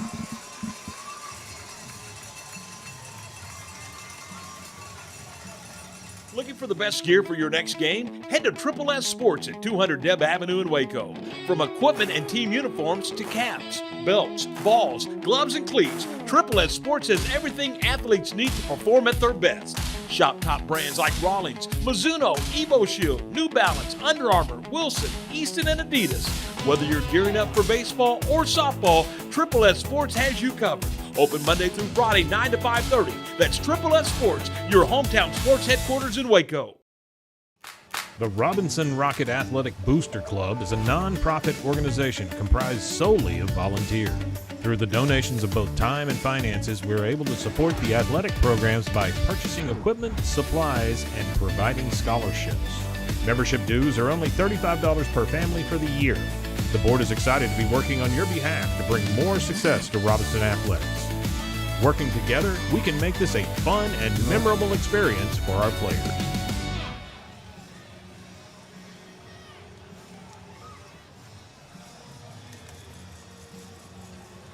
Things that set Pioneer apart, I think honesty and integrity go straight to the top. Even if we lose a deal, if it's done honest and quality, it's okay. In today's world, unfortunately, there are a lot of businesses don't play by those same rules. And it's unfortunate. Pioneer will continue to develop and build upon what came in 1943 all the way to the top, and that's going to be honesty and integrity.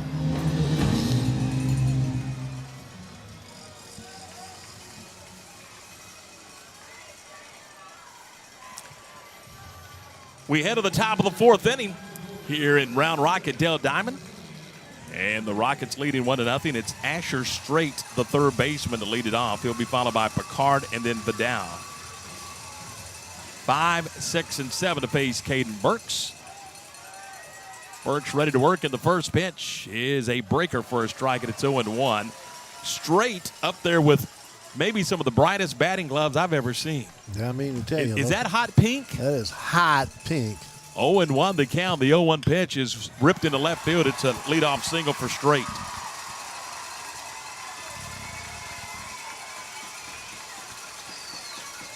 Fifth hit of the game for the Eagles, and the first time they've had their leadoff batter aboard.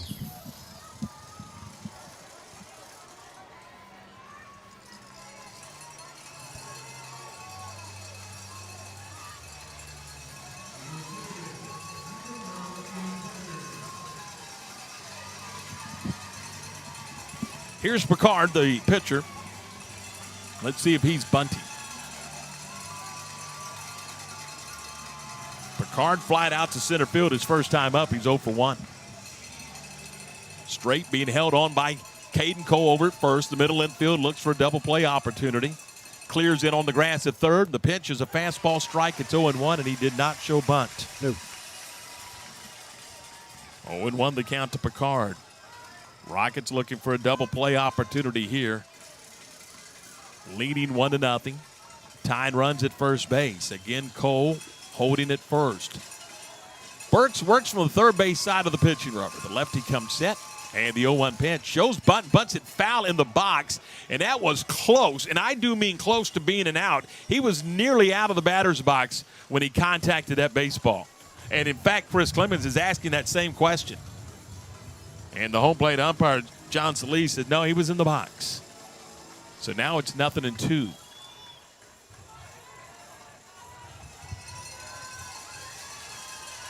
Straight, pretty sizable lead away from first base, despite the fact that he's facing a lefty in Burks. Here's the pitch. Poked in the air, right side, long run for Arms, and he's not going to get there. He dives for it and just can't come up with it. Caden Cole over there as well, but Landon Arms with a terrific effort, basically laying out for it in front of the Brock first base dugout. Into some of the mud that remains from our rain earlier today. But that missed the dugout by about 2 feet. Count remains 0-2. Time is called. And my goodness, now the third base the third base coach and the home plate umpire are going to have a conversation. It was instigated by the home plate umpire. And it may be asking him to back up, stay in the dugout. I don't know. But he's talking, the head coach, Kobe Page, is now talking to his dugout. They're all, they always hang over the railing of the dugout. And maybe he's saying, when a ball is over there, a fly ball, you have to get back. You can't continue to lean over the dugout. I'm just thinking that might have been it. 0-2 as we resume play. And the 0-2 from Berg. Swung on a miss. Oh, my goodness, he foul tipped it at the plate. He just did get a piece of it to stay alive. That was close. Caden with 2 strikeouts on the afternoon. Number 3 would look awfully special here. Again, 0-2 the count. And the 0-2 pitch. Just a bit high for a ball, and it's 1-2. Yeah, me too. You hesitated, I hesitated. I think the dugout hesitated. And it's a ball and 2 strikes. 1-2 the count. Caden looks over to first. Here's the 1-2 pitch. Swing and a foul ball on the third base side, off the sidewall and out in the left field. And Casey Helpert will chase it down. Caleb Carnes will come out of the dugout and chase that ball down as well. Nobody out. A runner at first. That's straight. He had a leadoff single, but it's a ball and 2 strikes now to Picard. Berg steals the 1-2. A ground ball hit sharply past the third baseman, cleared down into the corner. Turnbow to play it in, back to the infield. Around second, on his way to third is straight. Threw the ball into the seats. And he threw the ball into the seats. And that's going to be a run. And it should allow the runner at second to go to third. How in the world?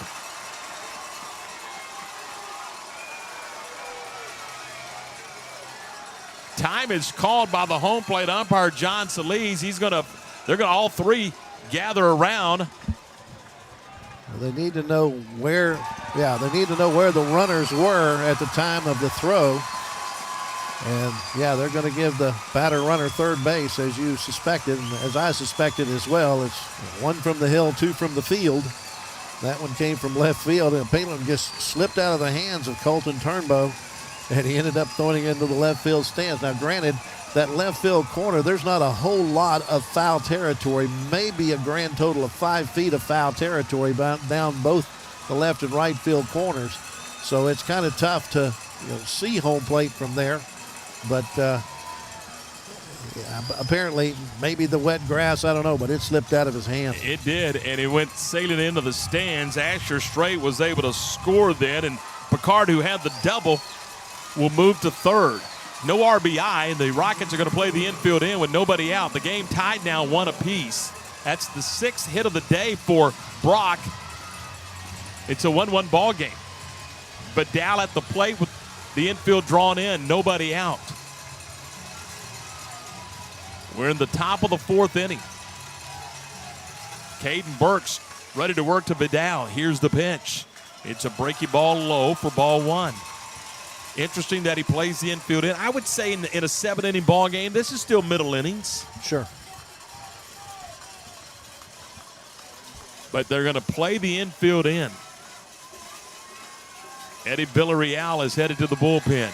Time is called. Chris Clemens out of the dugout on his way to the mound. Part of this is to give his relief pitcher time to get out into the bullpen, and part of it is to just kind of settle things down. Yeah, there's no question. I mean, under no circumstances is this about making a change. This is just about let's see if we can't get somebody ready, just in case. We're early in the inning. Trevor Garrick also going out there to catch Villarreal as he gets warmed up. It is a 1-1 ball game. Robinson grabbed a 1-0 lead in the bottom of the first inning. The inning began in the bottom of the first with Clear being hit by a pitch. Vasquez sacrificed him over to second. He moved to third on an error. Cole then struck out. Then Helpert grounded out to drive in the run. Robinson made that one run stand up all the way here until the top of the fourth when Straight led off with a single. Picard doubled, and everybody moved up a base on the throwing error by Turnbow, which allowed Straight to score and Picard to end up at third. So it's a runner at third, nobody out in a 1-1 ball game. A run on 6 hits, 2 errors for Brock. 1 run, no hits, 1 error for Robinson. Burks, time called just as Burks was about to deliver the pitch. And all of a sudden it got quiet in here. Tense moment, infield drawn in. Vidal at the plate. Vidal flied out to catch Clear his first time up. He's 0 for 1. Here's the pitch. Swing and a ground ball to Helpert. He'll look the runner back. Throw to first. Low throw dug out by Cole. There's one down. Well done. Runner at third. Picard not going on contact, making sure the ball gets through the infield before he took off. That one's not going to get through the infield as Helpert hit pretty much right at him, playing in at the edge of the infield grass. Runner at third, 1 out now. Here's the 8-hole hitter, the DH, Colton Ripple. Ripple struck out his first time up. Infield continues to play in. Burks is ready. The pitch outside for a ball. 1 ball and no strikes. He showed bunt.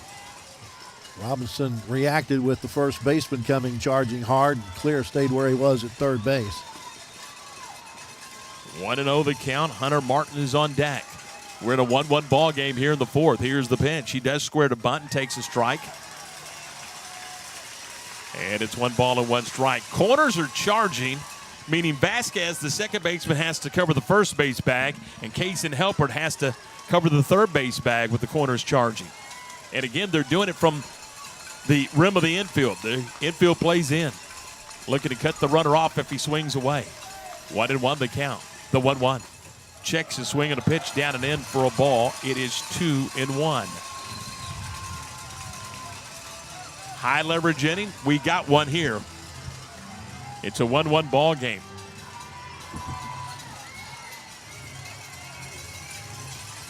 Two balls and 1 strike. Here's the 2-1 pitch. Swinging a ground ball back up the middle. Vasquez up with it, coming home. The tag applied. They got him at the plate.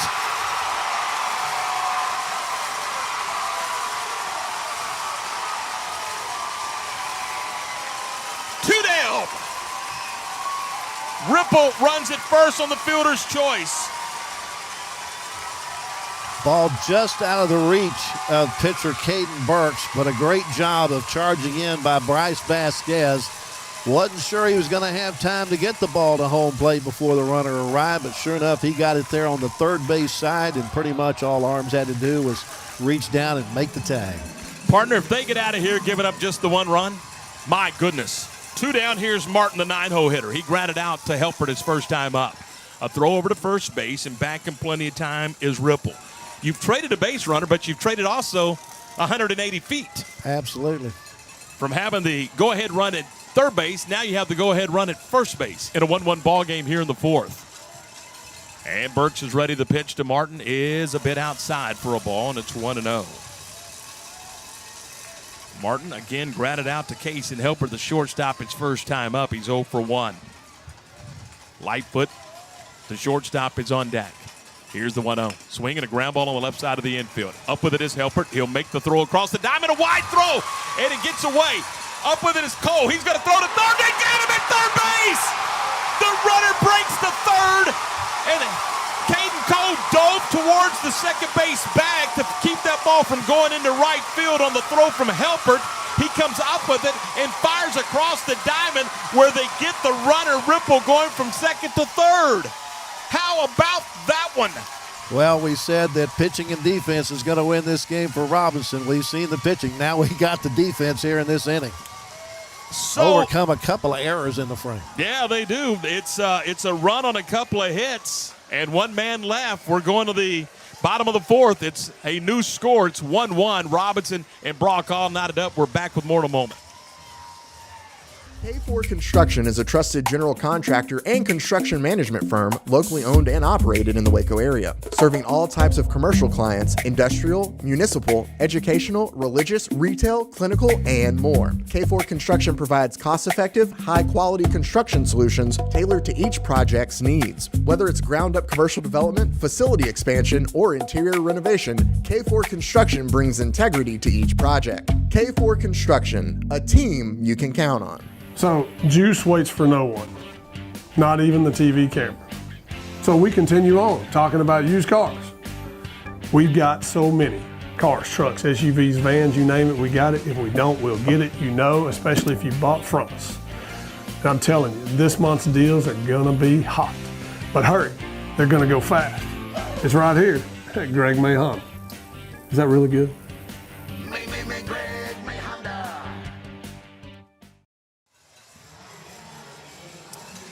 Well, Hunter Martin with an infield single, and it was a wide throw from Case and Helpert. Caden Cole Lark saves everybody by diving for the baseball, keeping it on the infield. And when he did, he got up. I'm assuming Ripple thought that ball was headed to right field like the rest of us did. Absolutely. He decides on, going from first to second on the ground ball that he's going to go ahead and go to third, and Caden Cole gets up and throws one to Cash clear, and he's out by 5 feet. Robinson really... Boy, they skate out of there giving up just the one run on 3 hits. That's what I refer to as whistling through the graveyard. My goodness gracious. 1 run, 7 hits, 2 errors for Brock. 1 run, no hits, 1 error for Robinson. What a ball game. Here's Evan Moreno. Moreno called out on strikes his first time up. Looks like we're going to get some warm-up action in the Broughton bullpen. Yep, and it's not who we think it was going to be. At least not right now.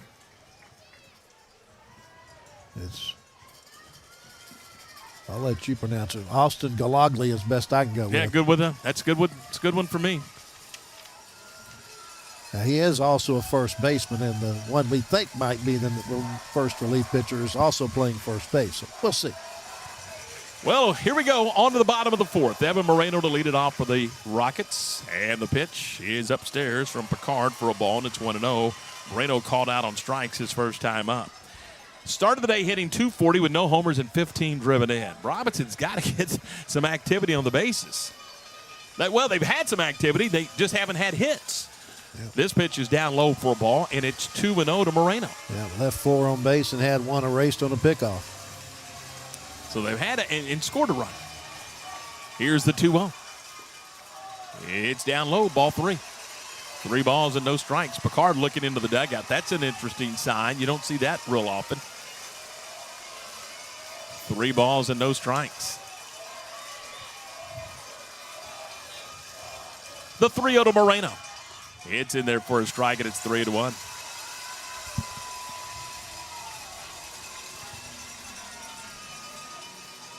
The 3-1.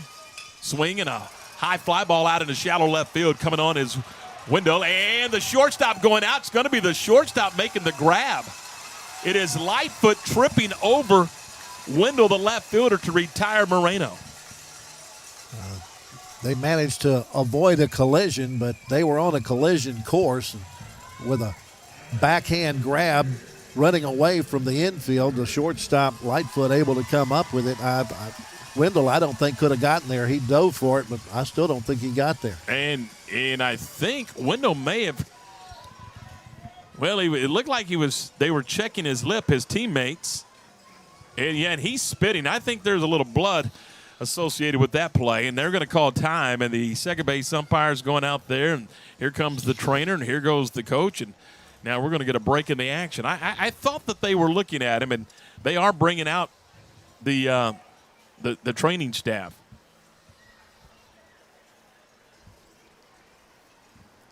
So the training staff and half the team is on their way to left field, where it looks like Wendell's got – it looks like it's the nose and not the mouth. Well, he might have got kicked in the face by his shortstop. Yeah, I think that's 100% what it was when Lightfoot went diving over him and accidentally kicked him. And there's one down for the Brock Eagles. And who's left?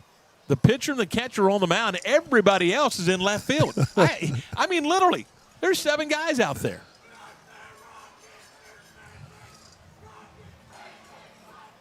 Yeah, they're trying to get the flow of blood stopped for the left fielder, and apparently they feel good enough about it to return to the dugouts. Do they need to get some golf carts to get everybody else out to their position? I mean, literally the pitcher and the catcher. That was it. Braxton Roberts and Weston Picard were the only ones left. Everybody else was in left field. Coaching staff and trainers. And anyway, we've got it squared away. There's one down, and here's Caden Burks. Burks walked his first time up, hitting .232 on the year. Left-handed stick to face the right-hander Picard. The right fielder Vidal playing shallow in right field. Outfield pretty much straight away. And the first pitch, it's a fastball for a strike, and it's 0-1. 2 more games to follow, Lark, here in Round Rock.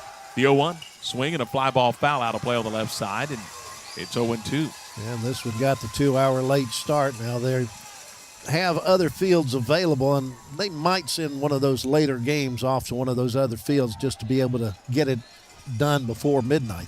0-2. The pitch skips in for a ball, and it's 1-2. The only issue I would think you would have is from an attendance standpoint, are those high school stadiums going to be able to hold the bigger schools, the bigger classifications that you have tonight? Here's the 1-2 strike pitch, and the 1-2 is called strike 3. Burks down looking. That's the 4th strikeout for Picard, and there's 2 down. Robinson still searching for that first hit of the ball game, despite the fact that it's a 1-1 contest. 2 outs, and here's Braden Terry. Terry reached on an error his first time up. He's 0 for 1. First pitch to Braden Terry is a fastball that paints the outside corner for a strike. That had a little giddy up on it, and it's 0-1. 0-1 the count. And the 0-1 pitch. He went into the windup and started to pitch, but the home plate umpire, John Solis, still had his hand up saying no pitch. The Rockets feel like he's moving a little faster than they're comfortable with, and they would like for him to slow down. 0-1 the count. Terry back in from the right side. He's ready. Picard's ready. The 0-1 pitch. There's a fastball strike, and it's 0-2. 2 out, nobody on. We're in the bottom of the 4th inning. In a 1-1 game, Robinson with a run in the first, and Brock with a run in the top of the 4th. Here's the 0-2. Outside for a ball, and it's 1-2. Set up in the left-hand batter's box and hit the left-hand batter's box perfectly. Problem is he was about 2 feet from home plate. 1 ball, 2 strikes. The 1-2, swing and a miss. He struck him out. That's the 5th strikeout for Picard, and the inning is over as the Rockets go 1-2-3 in the 4th. We move on to the 5th. It's Robinson 1 and Brock 1. This is Robinson Rockets Baseball, presented by K4 Construction and brought to you by Greg May Honda.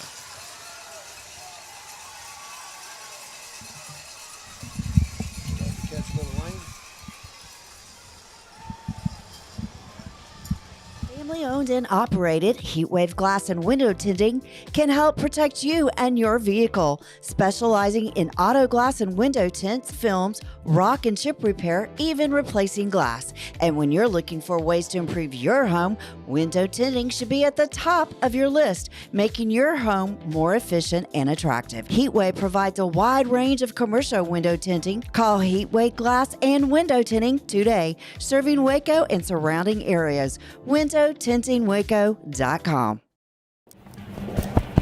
Charlotte and I just finished our monthly advertising meeting. You know what we figured out? Last month's commercial was a huge success. Sold tons of Odysseys and Ridge lines.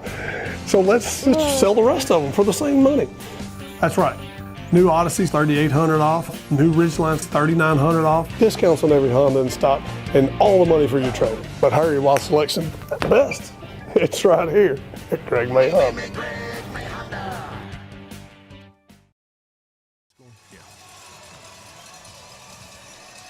All right, we've gone through 4 innings here at Dale Diamond. Line score has the Brock Eagles with a run on 7 hits. They've committed a couple of errors, and they have left 5 runners on base. For the Robinson Rockets, they have 1 run on no hits. They've committed 1 error. They've left 4 runners on base. Pitch count for the starting pitchers: Caden Burks has thrown 66 pitches through 4 innings, while Weston Picard has thrown 77 pitches through 4 innings. Cannon Lightfoot, the leadoff man, to start off the 5th inning. He's 0 for 2 today, and the first pitch is hit on the ground right side. Caden Cole's up with it. He'll go to the bag himself. 1 pitch and 1 out.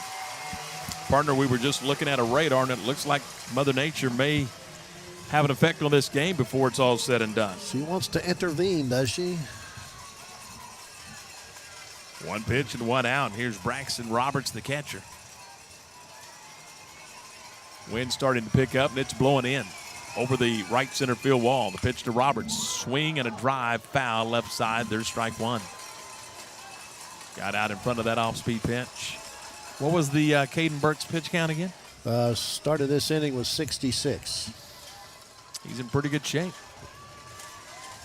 Well, you can tell the wind has changed. It's got a little cooler. Yes, it has. Here comes the 0-1. It's outside for a ball, and it evens the count at 1 ball and 1 strike. We're in the middle, or we're in the top of the 5th, rather, in a 1-1 game. Here's the 1-1. It's a breaky ball that's just a bit inside, according to the man in the powder blue shirt. It's 2 balls and 1 strike. Wind blowing straight in now. Here's the 2-1. That's inside, ball 3. Caden Burks not too happy with the last 2 calls from the home plate umpire, John Solis. 3-1 the count now. And the 3-1 pitch. There's a strike, and it's 3-2. Roberts was headed down to first base. Roberts, the catcher's 1 for 2 today. He grounded out in the 1st, and then he singled in the 3rd and was stranded at second base. The count full at 3-2 with 1 out and nobody on. Here's the payoff.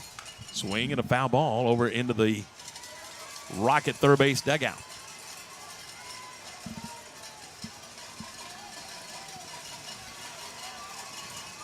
Three balls, 2 strikes. Burks again ready, again the payoff. Swinging a fly ball out into left field, racing back on it is Turnbow. He's got room, and Colton will put it away out in left field. There's 2 down. May have been one of the better struck baseballs today. Absolutely, just a little too much elevation. And a little too much Dale Diamond. That too.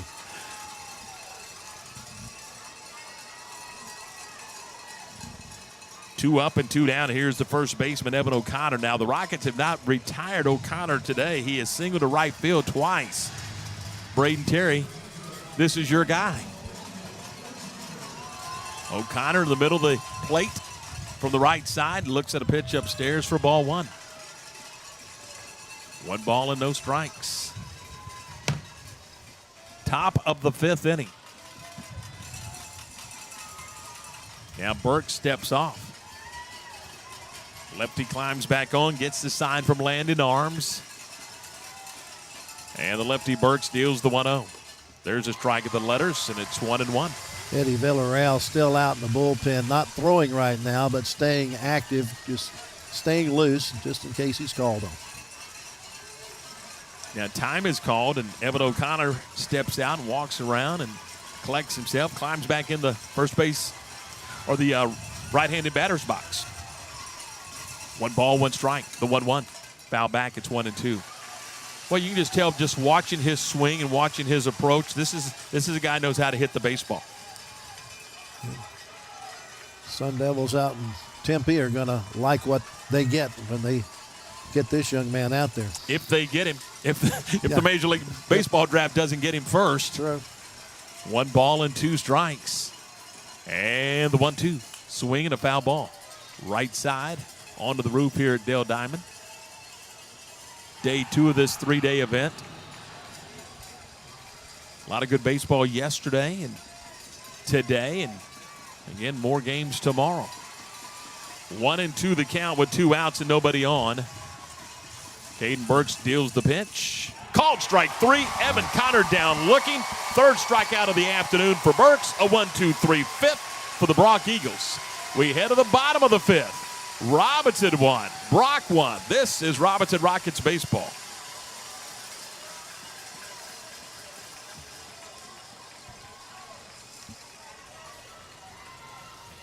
K4 Construction is a trusted general contractor and construction management firm locally owned and operated in the Waco area, serving all types of commercial clients, industrial, Likes the outside, municipal, not the inside. educational, religious, retail, clinical, and more. K4 Construction provides cost-effective, high-quality construction solutions tailored to each project's needs. Whether it's ground-up commercial development, facility expansion, or interior renovation, K4 Construction brings integrity to each project. K4 Construction, a team you can count on. Robinson Drive Animal Hospital is proud to serve Robinson, Texas and surrounding areas. We are dedicated to providing the highest level of veterinary medicine along with friendly, compassionate service. We believe in treating every patient as if they were our own pet. We are a group of highly trained, experienced animal lovers who are devoted to giving our patients the best care possible. Let's go. If you have any questions about how we can care for your pet, please don't hesitate to call us at 254-662-2380. Robinson Drive Animal Hospital. Bottom half of inning number 5 here in the Class 4A Division II State Championship. It's the Brock Eagles, 32-6, and your Robinson Rockets at 29-10, and we got a 1-1 ball game, partner. Well, pretty much what we expect. When you get to this level, you're going to have the best in each classification of baseball in the state of Texas. And normally that means you're going to have some good pitching, and that's exactly what we've seen today and exactly what we expected to see today. So for the Robinson Rockets here in the bottom of the 5th inning, they're going to send to the plate, rather, the 9-hole hitter, then back to the top of the order. So it's going to be 9, 1, and 2. That'll be Colton Turnbow, Cash Clear, then Bryce Vasquez. Robinson in a 1-1 ball game despite being out hit today 7-0. But that's the MO of this club. I mean, I don't think there's anybody shocked that they're in a 1-1 ball game, and it's about pitching and defense, and it has been for the previous 39 games. Here's Turnbow. Flied out to center his first time up. You may be able to hear in the background the chant of "Let's Go Rockets" from a very partisan Robinson crowd along the third base side. Turnbow climbs in, and the first pitch to Turnbow is in there, or inside rather, for a ball, and it's 1-0. 1 ball and no strikes. Colton looking for the first hit of the afternoon. The 1-0 is high and away for a ball, overthrown by Weston Picard, and he is behind in the count to the 9-hole hitter. 2 balls and no strikes. Picard wandering around on the mound, maybe a little gassed, I don't know. 2 balls and no strikes. The 2-0 pitch. High and away, ball 3. Boy, it would be a big, big bonus for the Rockets to get their 9-hole hitter on base with a walk.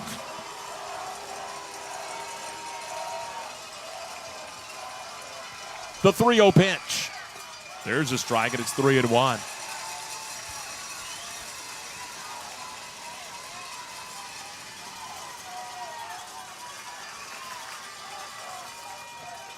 3-1, misses, ball 4. There it is.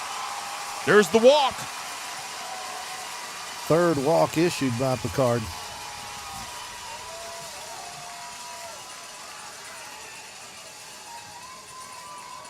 Got him at 81 pitches now. Top of the order for Cash Clear. Clear hit by pitch and scored the only Robinson run back in the first inning, then grounded into a fielder's choice, so he's 0 for 1. Start of the day hitting .286, 17 driven in. Good Wills at first base and Turnbull. Turnbull's going to be held on by O'Connor. Martin and Lightfoot will look for 2 up the middle. Third baseman Straight is expecting bunt. Here's the pitch, and it is butted. First base side, it's a good one. The first baseman's going to have to go get it. He is not going to get to him, as avoiding the tag is Cash Clear. Clear went around, and you certainly can't. You have 3 feet either side, and he went around, and he's safe at first. Now, they're going to argue. And here he comes. And I know exactly what Kobe Page is saying. He's going to say, hey, he went out of the base path. But he didn't. You've got 3 feet to either side. And he was able to get a hand on the orange base, which is in foul territory for the safety reasons. And just an outstanding job by Cash Clear to get himself aboard. Now, I got a $100 bill that says they're going to talk about it. I'm not taking that bet. You're not? No. And guess what they're going to do? After he's adjudicated the play, right? And now they're going to go back and you're going to undo it? You're going to have a do-over? I don't understand. If you didn't know, if you were confused initially, call timeout and talk about it. But if you've ruled on the play, Lark, you've ruled on the play. But here we go. We got 4 umpires huddled up trying to decide what to do with this. And I'm going to tell you right now, if they change their mind, this place is going to go sideways. and there you go. They stayed with it. And now he's going to argue some more. Now, this is what I don't understand. And he's going back out there to argue some more. You argued. They ruled. You argue some more? Are they going to change their mind again? Well, in Major League Baseball, if you argue after the replay, you get thrown out of the game. It's a bunt base hit for Cash Clear. And now he's at first. Turnbull's at second. Boy, this is huge. Do you bunt here or do you let your guy swing away? This is Vasquez. Third baseman Straight's thinking bunt. First baseman O'Connor's thinking bunt. Nobody out. 2 on for the Rockets in the bottom of the 5th in a 1-1 game. What does Chris Clemens do? Vasquez with an open stance to the left side, waving the bat back and forth. Here's the pitch. He shows bunt, takes one outside, ball 1. Now, it could be show. It could be slash. Slash is where you show bunt, then swing away. Or it could be take till you get a strike. There's a number of things in play here. 2 on, nobody out for the Rockets. Time is called now, and Braxton Roberts is going to stand up while his head coach, Coach Page, comes out and issues some defensive instructions. And now they're going to ask the second baseman, Hunter Martin, to hold the runner at second base. Colton Turnbull close to the bag. If that's the case, the 4-hole is wide open. Absolutely. I mean, wide open. And that's exactly what they're going to do. Evan O'Connor, the first baseman's in on the grass. So that means Clear can get a pretty nice lead away from first. 1 ball and no strikes as we resume play. Picard to the stretch. Here's the pitch. It is on the corner for a strike. He was taken all the way. And it's 1-1. Well, even if he bunts that, he almost has to bunt it to the third base side because of how far it was to that side of the plate. Shortstop Lightfoot hanging out with the third baseman. Now he's back at his regular spot. The runner at second is Turnbull. The runner at first is Clear. It's a 1-ball, 1-strike count to Bryce Vasquez. It's a 1-1 game in the bottom of the 5th. They're running the wheel play. They're going to spin. They're going to throw to second. A tag is applied, but back in plenty of time is Turnbull. They were just doing all kinds of things to see if they could get somebody's eyes off the pitcher. They didn't. A little sleight of hand out there on the defense, but Robinson wasn't taking it. 1 ball and 1 strike. Big moment in this ball game. Nobody out. Robinson won. Brock won. Here's the 1-1 pitch. It is bunted up the first base line. It's a good bunt, but it's going to be grabbed by the pitcher, Picard. He's going to underhand to first in time. Sacrifice goes 1-3. On to third goes Turnbow. On to second goes Clear, and you got to get it done here. Vasquez just almost got that one hard enough to get it past the pitcher because the first baseman was playing back toward the bag, waiting for the pitcher to throw him the ball. If that gets past the pitcher, everybody's safe. A million ways to score here, Lark. Wild pitch, pass, ball, base hit, error.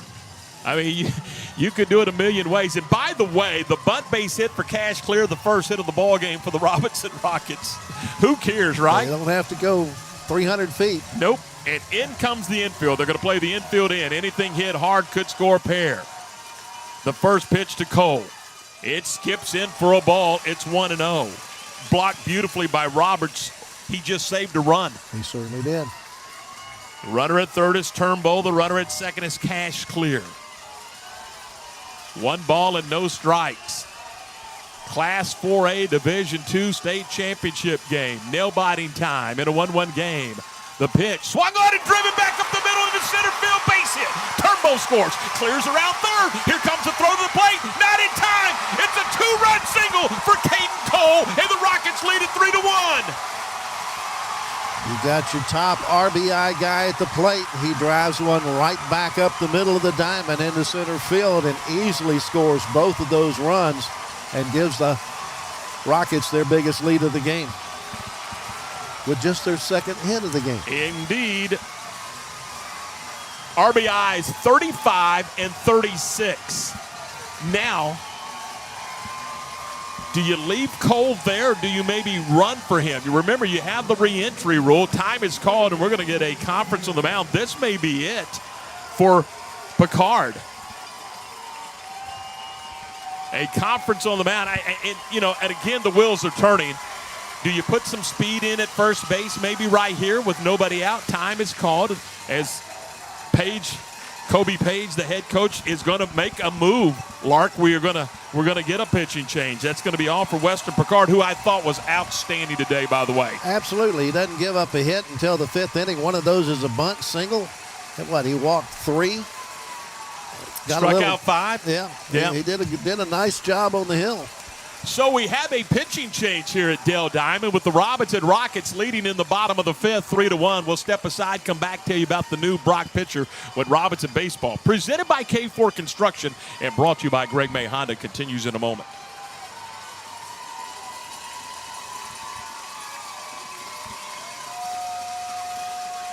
Charlotte and I just got through with our monthly advertising meeting. She thinks it's break time.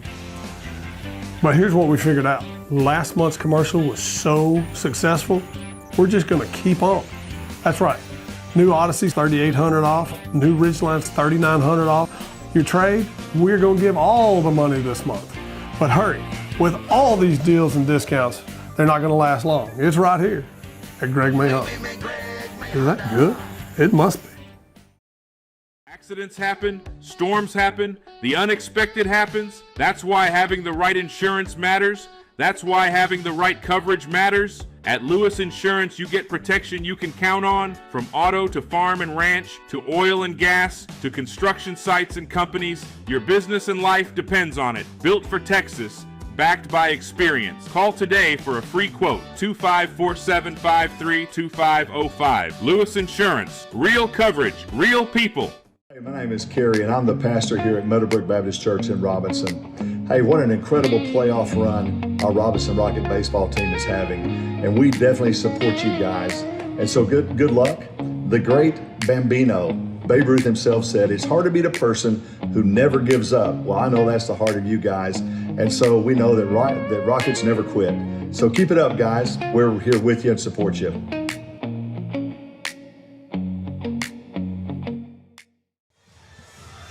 New pitcher for the Brock Eagles is right-hander Austin Galagli. He's a junior Got a record of 2 wins and 1 loss in postseason play. He's thrown 10 2/3 innings, allowing 5 runs, 4 earned on 9 hits. He's walked 4 and struck out 10 with a 2.63 earned run average in postseason play. Taking over for Western Picard, the starter, goes 4 1/3. He's given up 2 runs, make that 3 runs, 2 of which are earned, and still leaves with property on the base pass. He walked 3 and struck out 5, also hit a couple of batters. So now it's Austin Galagli out of the pen to try to stop this Robinson rally in the bottom half of the 5th inning. And I think it answers our question about Evan O'Connor. Apparently it does. Evan O'Connor, we thought was going to be the starting pitcher today, but unavailable, it appears, on the mound, but available at first base and at the plate. Robinson leading 3-1, and here's Cason Helper with a runner at first base. Here's the pitch to Helper, swung on and foul back. I'm charging that one. I took the first step. Strike one, by the way, to Helper, who is 0 for 1. An RBI ground out in the first and a walk in the third. There's 1 out. There's 2 runs in. There's a runner at first base. Here's the pitch to Helper. It's a breaker. It's a strike, and it's 0-2. No balls and 2 strikes. Galagli working in relief of Picard. Runner at first base is Caden Cole. He's being held on. Here's the pitch. Swinging a foul tip at the plate. Got some high heat and fouled it off.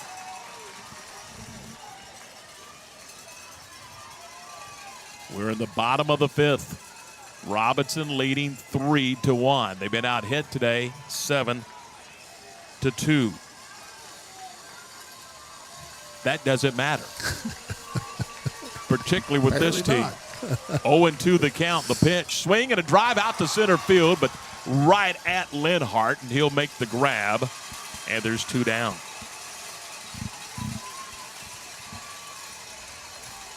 That's going to bring up Landon Arms.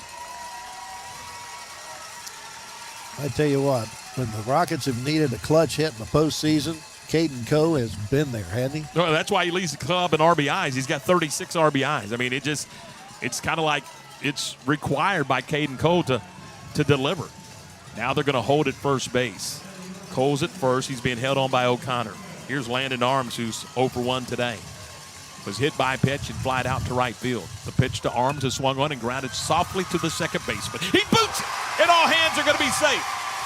I'm telling you, a slow roller right to Hunter Martin, and he absolutely kicked it.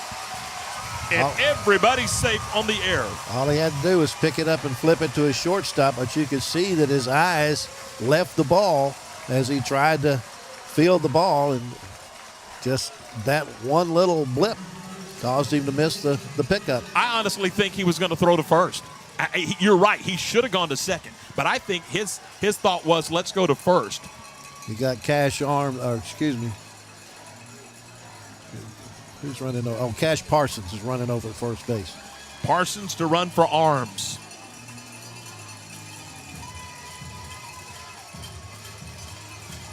That's the courtesy runner. Now you're going to get a pinch runner at first base. Absolutely. I talked about this a moment ago. I thought they were going to do it with nobody out, or with 1 out, rather. Yeah. Castilleja. Yeah. Castilleja will run for Caden Cole.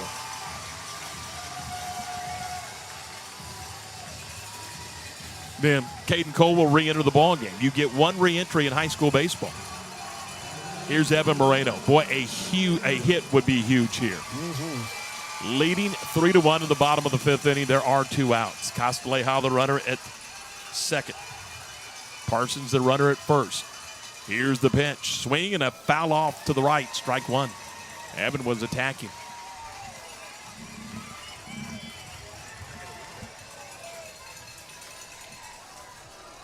So Cash Parsons, your runner at first base. And Crawford Castilleja running at second. 2 outs, 2 runs in. Rockets looking for a crooked number, a big crooked number. Here's the pitch. Swing and a bounding ball back up the middle. The second baseman Martin's got it, fields it cap high, throws to first in time and the inning is over. But the Robinson Rockets do some damage. They get a couple of runs on a couple of hits. There were 2 men left on base and 1 error committed by Brock. We have completed 5. Our score, Robinson 3 and Brock 1. This is Rockets baseball. We're back with more in a moment. So Juice waits for no one, not even the TV camera. So we continue on talking about used cars. We've got so many cars, trucks, SUVs, vans, you name it, we got it. If we don't, we'll get it, especially if you bought from us. And I'm telling you, this month's deals are gonna be hot. But hurry, they're gonna go fast. It's right here at Greg May Honda. Is that really good? Being stuck on the side of the road is stressful no matter what time it is. Tow King is here to help. A locally owned and operated family-run business, Tow King offers 24-hour emergency roadside assistance with trained operators and high-caliber equipment for damage-free towing. Tow King of Waco is a company you can count on. Call Tow King the next time you need help. Check them out on Facebook, and remember, slow down or move over.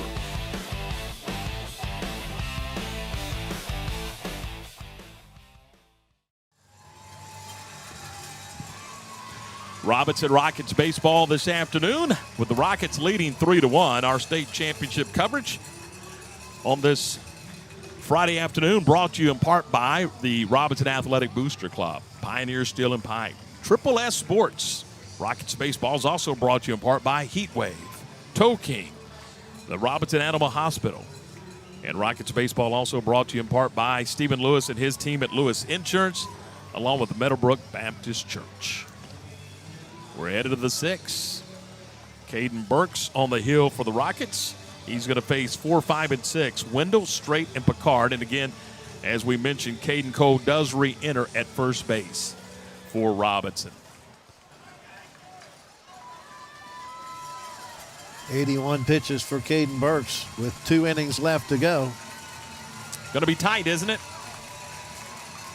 Jake Wendell's going to lead it off. He's 1 for 2. He singled in the first, flied out in the third. Left-handed stick to face the lefty Caden Burks. And the first pitch is a breaker that stays inside for ball 1. Robinson got a run in the first. They added 2 in the 5th. Here's the pitch. There's a breaker on the corner for a strike, and it's 1-1. The lone run for Brock came in the top of the 4th inning. 1 ball, 1 strike, the 1-1. There's a breaking ball, strike on the inside corner, it's 1-2. Good pitch. Maybe the best of the day. Had a real late break on it to catch the back door. 1 ball and 2 strikes. Here comes the 1-2 outside for a ball, and that evens the count at 2 balls and 2 strikes.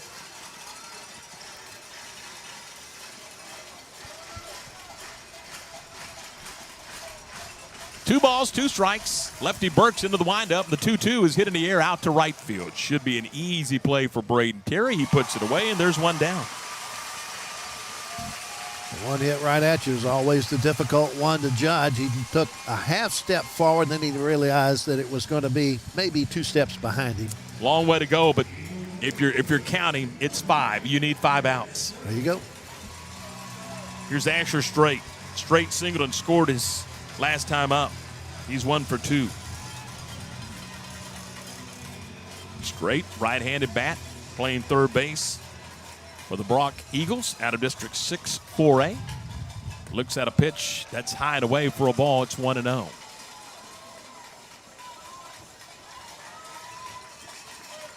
1 ball, no strikes. The 1-0. There's a strike on the corner, and it's 1-1. 3 runs, 2 hits, 1 error for the Rockets. They've left 6 men on base. 1 run, 7 hits, 3 errors, and 5 men left on base for the Brock Eagles. Here's the 1-1 pitch to Strait, and it's cued foul straight back. It's 1-2. 1 ball and 2 strikes. Eddie Villarreal continues to soft toss in the Robinson bullpen if needed. A ball and 2 strikes. And the 1-2 pitch. A fly ball foul down the right field line. It remains a ball and 2 strikes. Turnbull, Moreno, and Terry the outfield from left to right. Clear, Helpert, Vasquez, Cole around the infield. Arms and Burks your battery. 1 ball and 2 strikes. The 1-2 swinging a foul ball, and it remains a ball and 2 strikes. There's a lot of folks here. Yes, sir. Most of them wearing blue. Yep. But I'm telling you, I may be biased, but it looks like Robinson's crowd is far bigger than the Brock crowd. 1-2 the count. Here comes the 1-2 from Burks, and it's a fly ball out into right field. Terry coming in on it a couple of steps. He's got it measured, makes the catch, and there's 2 down.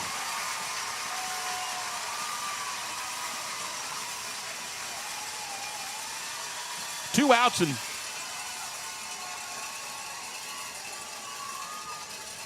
the batter. Should be the pitcher. It is.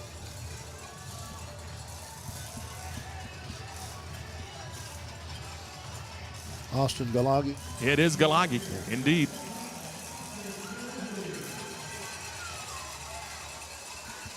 Galagi steps in, takes a pitch outside for a ball. This is his first at-bat since taking over for Picard. Picard, by the way, went 1 for 2. He doubled his last time up.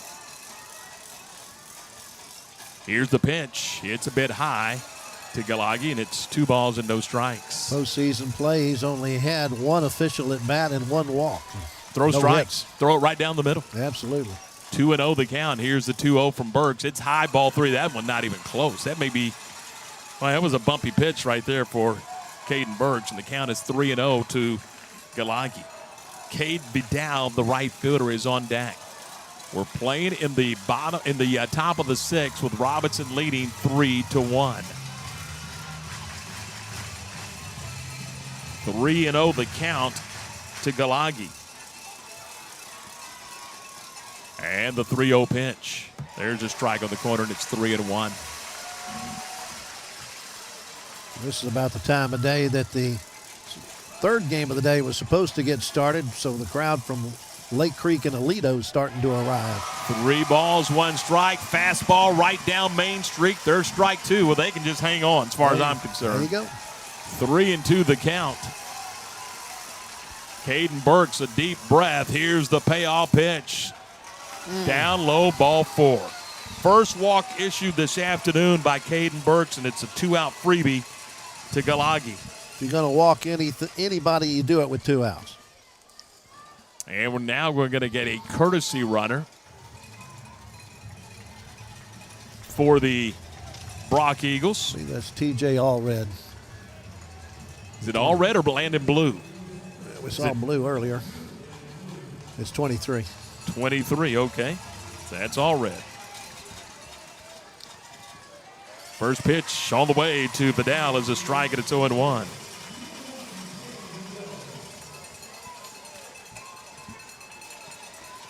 Nothing in 1 the count to Vidal, who's 0 for 2 today. He grounded out to Casey Helpert, the shortstop, his last time up. Nothing in 1 the count with 2 outs. And the pitch swung on and grounded back up the middle. It's into center field. It's a base hit. Allred's going to stop at second. And aboard with a single is Vidal. And just like that, tied runs are on base with 2 outs. First inning, 2 outs, 2 singles. 3rd inning, 2 outs, 2 singles. Nothing came of it for the Brock Eagles, so nothing to sweat yet. Here's Colton Ripple. Ripple, 0 for 2 today, grounded into a fielder's choice his last time up. 3-1 Robinson. We play in the top of the 6th. There are 2 outs. Caden Burks is ready to work. He'll look back to second. Here's the pitch. High and away for a ball. 1 ball and no strikes. Time called, and Chris Clemens is going to the mound. So we're going to get a conference all over the place. You're going to get batters and coaches and runners and coaches and pitchers and coaches. There's just conversations all over the place right now. Caden Burks just hit 100 pitches for the game. He's got 20 left. So 20 or 10? He's got 10 left, doesn't he? I think he just has the 10 left. Yeah. Well, maybe part of this is to give him a chance to collect himself for those next 10 pitches that he can throw. And conversation was quick. Eddie Villarreal is ready in the bullpen. 100 pitches, 69 strikes so far for Caden Burks. Scattered 8 hits, giving up just 1 run. Trying to get the Rockets through 6 innings. 8-hole hitter is the DH Ripple, who's 0 for 2. Arms stays out there for a moment to talk to Caden Burks. Got a good ball game. This is what a championship game is supposed to be about. Absolutely. There's high drama. There's tough plays to be made and tough pitches to deliver. We're back to play with runners at first and second. Ripple at the plate. Burks is ready in the pitch. Shows bunt, takes one high, ball 1. 1 ball and no strikes. Ripple struck out to end the second, grounded into a fielder's choice in the 4th. He's 0 for 2. Runner at second is all red. He's a courtesy runner. Vidal runs at first. Vidal represents the tie and run. Robinson leading 3-1. Here's the 1-0. There's a strike, and it's 1-1.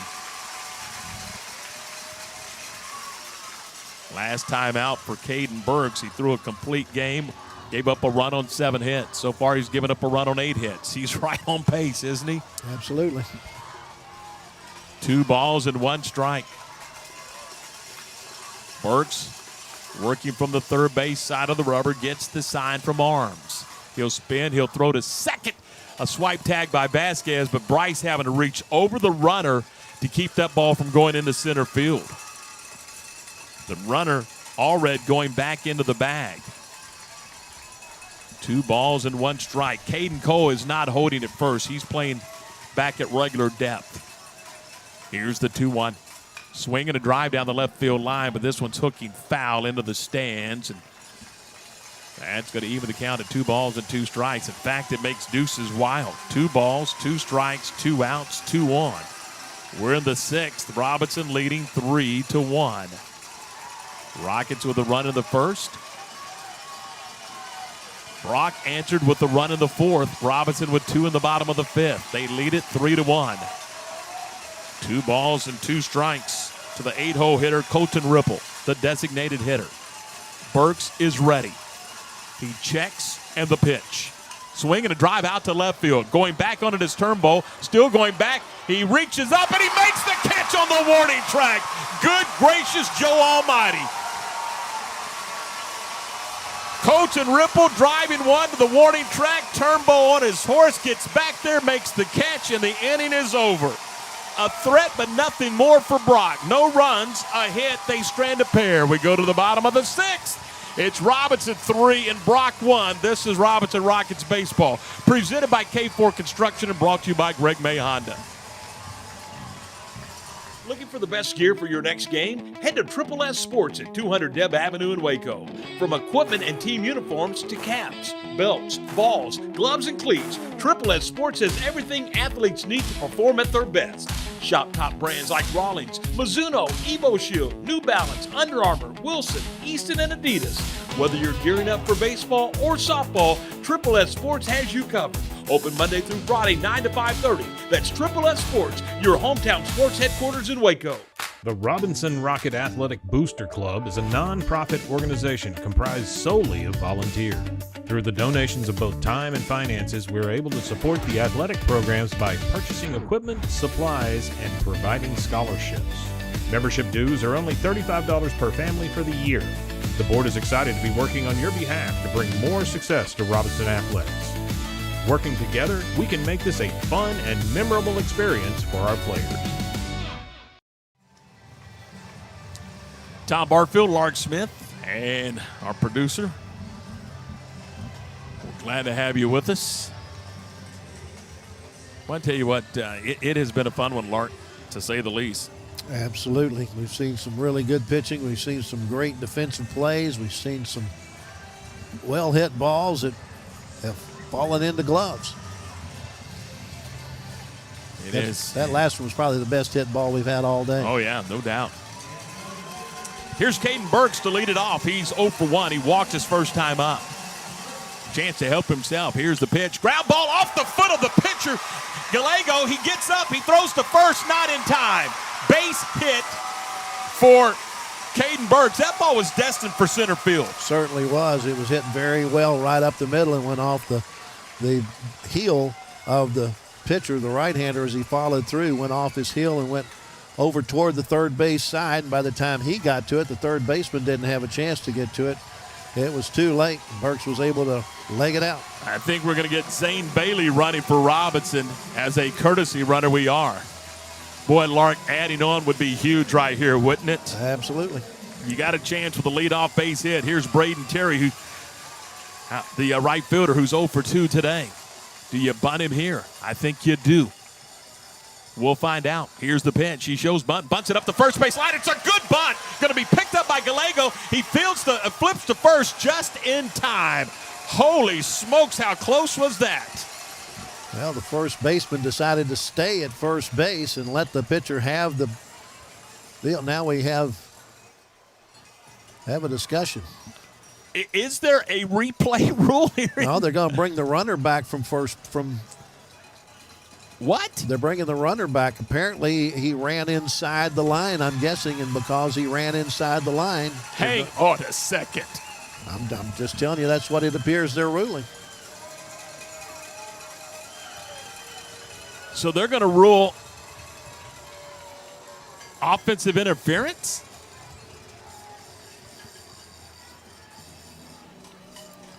Best I can give you. Well, the sacrifice is not a sacrifice. It's just a ground out 1-3. It's just a 1-3 ground out. Without the runner advancing. Exactly. That hurts. Got to run in that little box. Well, you're protected in that box. You don't have to run there. You just can't interfere with them. 1 on and 1 out. Here's the pitch. High and away for a ball. They're doing a little correcting on the scorecard, Lark, as they had it down as a sacrifice as well. The official scorekeeper did. Here's the pitch all the way to Turnbull, and it's inside for a ball. Colton Turnbull made a heck of a play out in left field to preserve the 3-1 lead in the top of the inning. We're in the bottom of the 6th. 2-0. The pitch is a strike, and it's 2-1.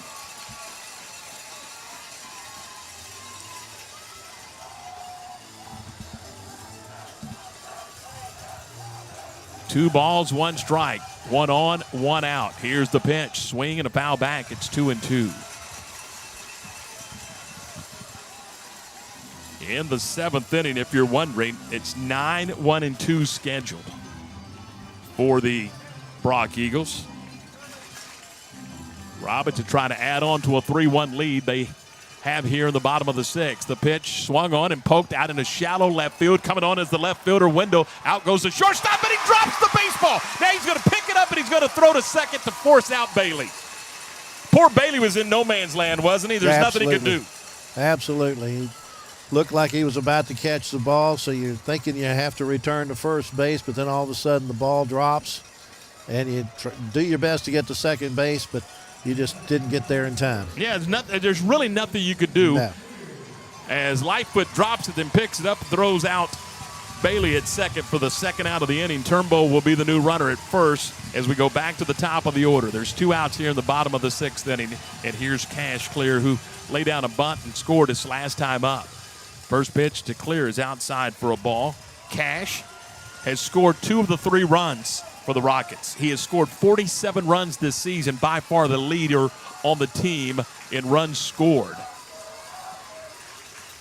There's the pitch to Clear, and that's on the inside corner for a strike. And it's 1 ball and 1 strike. Runner at first is Turnbull. There are 2 outs. He's being held on by O'Connor.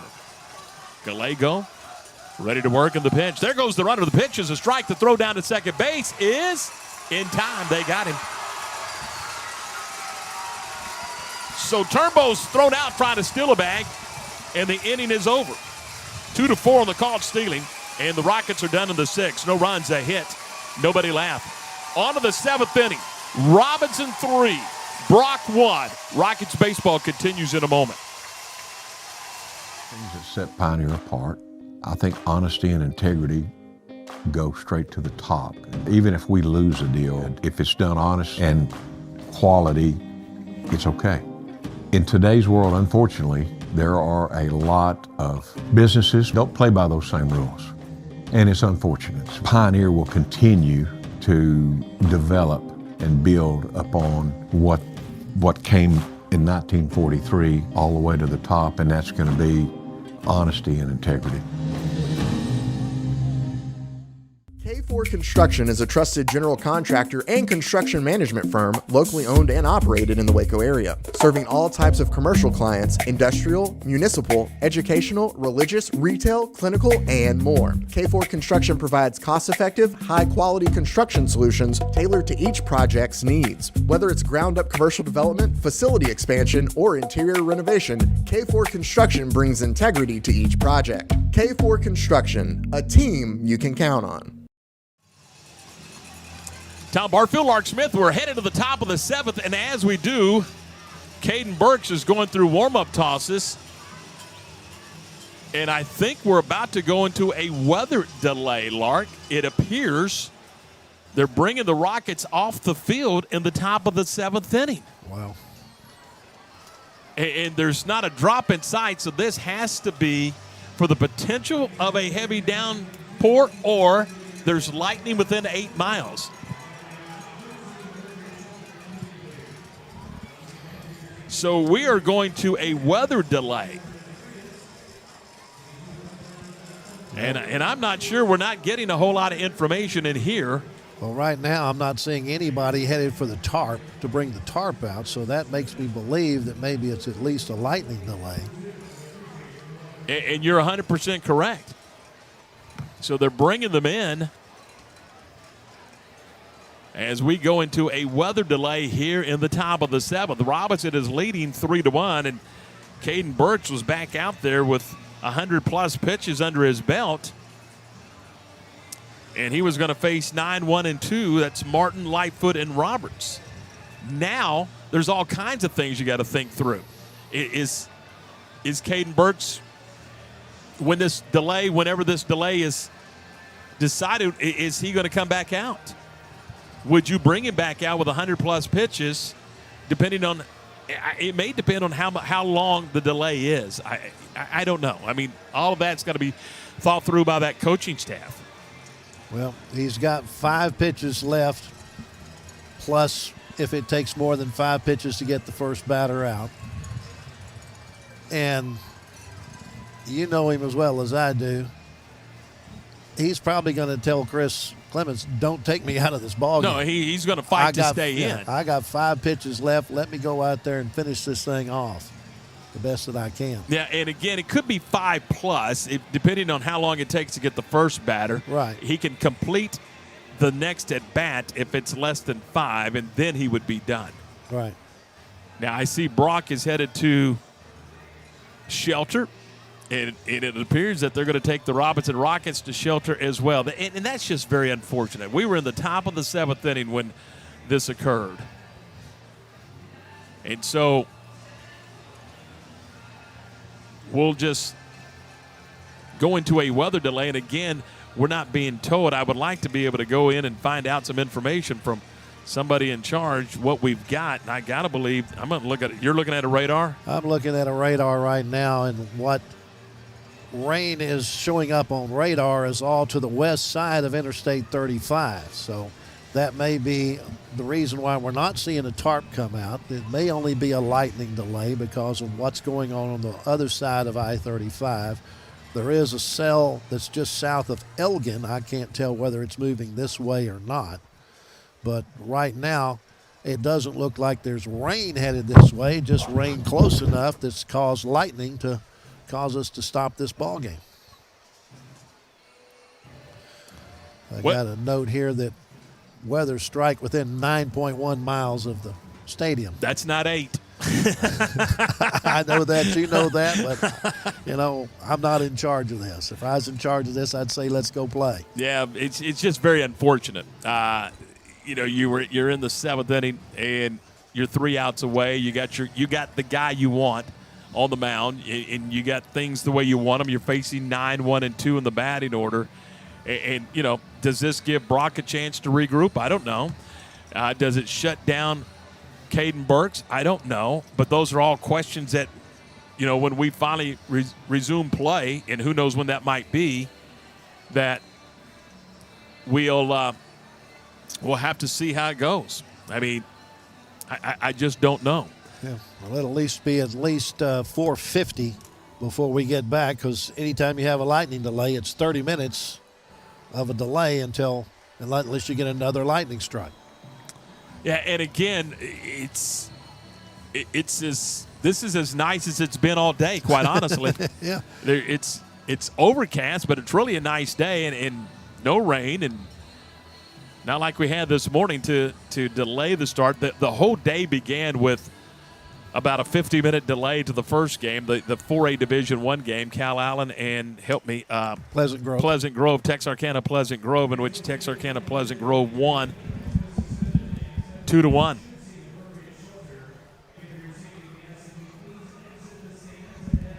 So I believe they're asking the patrons to exit the stands or the stadium. If they exit the stadium, how are you going to get them back in here? Slowly but surely. Yeah. So we are in a weather delay with Robinson leading 3-1. It gives us a chance to kind of reconstruct this one, partner. It began with Robinson scoring the way they do in the bottom of the first inning. It's a hit batter, Cash Clear, hit by pitch. He was going to be sacrificed over to second base, and Vasquez, the leading hitter on the team, lays down the sacrifice, but the catcher committed an error, which allowed Vasquez to be safe at first and Clear safe at second. Castilleja then struck out. Moved up both of them. That was a two-base error. That's right. It was a two-base error, which allowed him to move to second and third. Cole then struck out, but then Case and Helpert grounded out to the shortstop, Lightfoot, to allow Cash Clear to score and give the Rockets a 1-0 lead. They made that 1-0 lead stand all the way into the fourth inning, in which the Brock Eagles were able to get a run, and they get their run kind of the old-fashioned way, but they score a run in the fourth inning. It was a single, a double, and then an error, which was kind of a weird thing. Where a very weird error. Turnbull accidentally throwing maybe a wet ball, I don't know. He threw a baseball into the stands from left field, which allowed the run to score to tie the game at 1. But then here comes Robinson back at the bottom of the fifth inning. The inning began with Turnbull getting a walk, then a bunt base hit by Cash Clear, a sacrifice by Vasquez, and then Caden Cole delivers a single to center field that scores a couple of runs. We've seen that from Caden Cole before, haven't we? Several times in this postseason. We saw it in the game last week against Wimberley. Absolutely. In the third and decisive game of that series, the only run of the ball game came in the bottom of the first inning when he delivered a single that scored a run, and they made that run hold up. Yeah, and pitching and defense has been the strength of these Robinson Rockets, and they're just showing it here today. They didn't get their first hit until the fifth inning. First hit came in the fifth, and they haven't exactly stacked a bunch of hits. Just three. But they don't. Yeah. It's called pitching, it's called defense, and then it's called timely hitting, and it's also called playing the game that they know how to play the game. Right. They get a bunt down. Look how many tremendous bunts they've had today. Sacrifice opportunities that they've actually turned into base hits. And the ones that haven't turned into a base hit, Lark, they were so close, it was an eyelash away from a bunt base hit. These are not poorly executed plays. These are outstanding executed plays. Absolutely, and that just shows that they're well-schooled when it comes to practice. They practice the things that need to be practiced, and they don't overlook anything.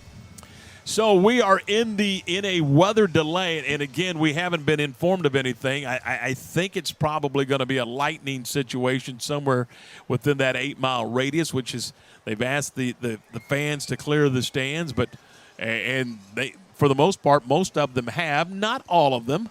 There's one or two that are lingering, okay, more than one or two, but for the most part, a lot of them have moved up under the shelter here at Dale Diamond in Round Rock. And again, the UIL, they've had their hands full yesterday and today with these games, but we began 50 minutes late with game one, and obviously that caused us to begin our ball game, 2 hours and 5 minutes? 2 hours and 5 minutes late. Yep, and we made it all the way to the seventh inning here on this Friday afternoon before Mother Nature has gotten to our game. And again, it's just unfortunate because you were going to a high drama seventh inning. I mean, Brock knew what they had to do. Robinson knew what they had to do, and it was down to 3 outs for Brock, and the Rockets were looking for 3 outs for a state championship. I mean, it was that simple when the officials came onto the field and said, "Hey, we're going to move into a weather delay." So that's kind of where we are. Ouch. Yeah, pretty much. Weather delay here at Dale Diamond. We're going to take a break. We'll come back with more in just a moment. This is Robinson Rockets baseball. Family owned and operated, Heatwave Glass and Window Tinting can help protect you and your vehicle. Specializing in auto glass and window tints, films, rock and chip repair, even replacing glass. And when you're looking for ways to improve your home, window tinting should be at the top of your list, making your home more efficient and attractive. Heatwave provides a wide range of commercial window tinting. Call Heatwave Glass and Window Tinting today, serving Waco and surrounding areas. WindowTintingWaco.com. Glad that you followed us now. Charlotte and I just finished our monthly advertising meeting. You know what we figured out? Last month's commercial was a huge success. Sold tons of Odysseys and Ridge lines. So let's just sell the rest of them for the same money. That's right. New Odysseys, $3,800 off. New Ridge lines, $3,900 off. Discounts on every Honda in stock and all the money for your trade. But hurry while selection at the best. It's right here at Greg May Honda. Robinson Drive Animal Hospital is proud to serve Robinson, Texas and surrounding areas. We are dedicated to providing the highest level of veterinary medicine along with friendly, compassionate service. We believe in treating every patient as if they were our own pet. We are a group of highly trained, experienced animal lovers who are devoted to giving our patients the best care possible. If you have any questions about how we can care for your pet, please don't hesitate to call us at 254-662-2380. Robinson Drive Animal Hospital. Now I got him over here. Tom Barfield, Lark Smith, we welcome you back to Dale Diamond. We are in a weather delay where the Robinson Rockets and the Brock Eagles are headed to the seventh inning. Robinson leading 3-1, needing just 3 outs to secure their first ever state championship. But Mother Nature is not cooperating. We are in a lightning delay. It has been confirmed it's a lightning delay. And so I think they were telling us a moment ago, Lark, we have about 15 minutes left in this if we don't get another strike.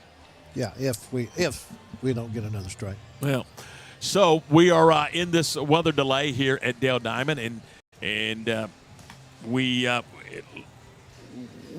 get to it.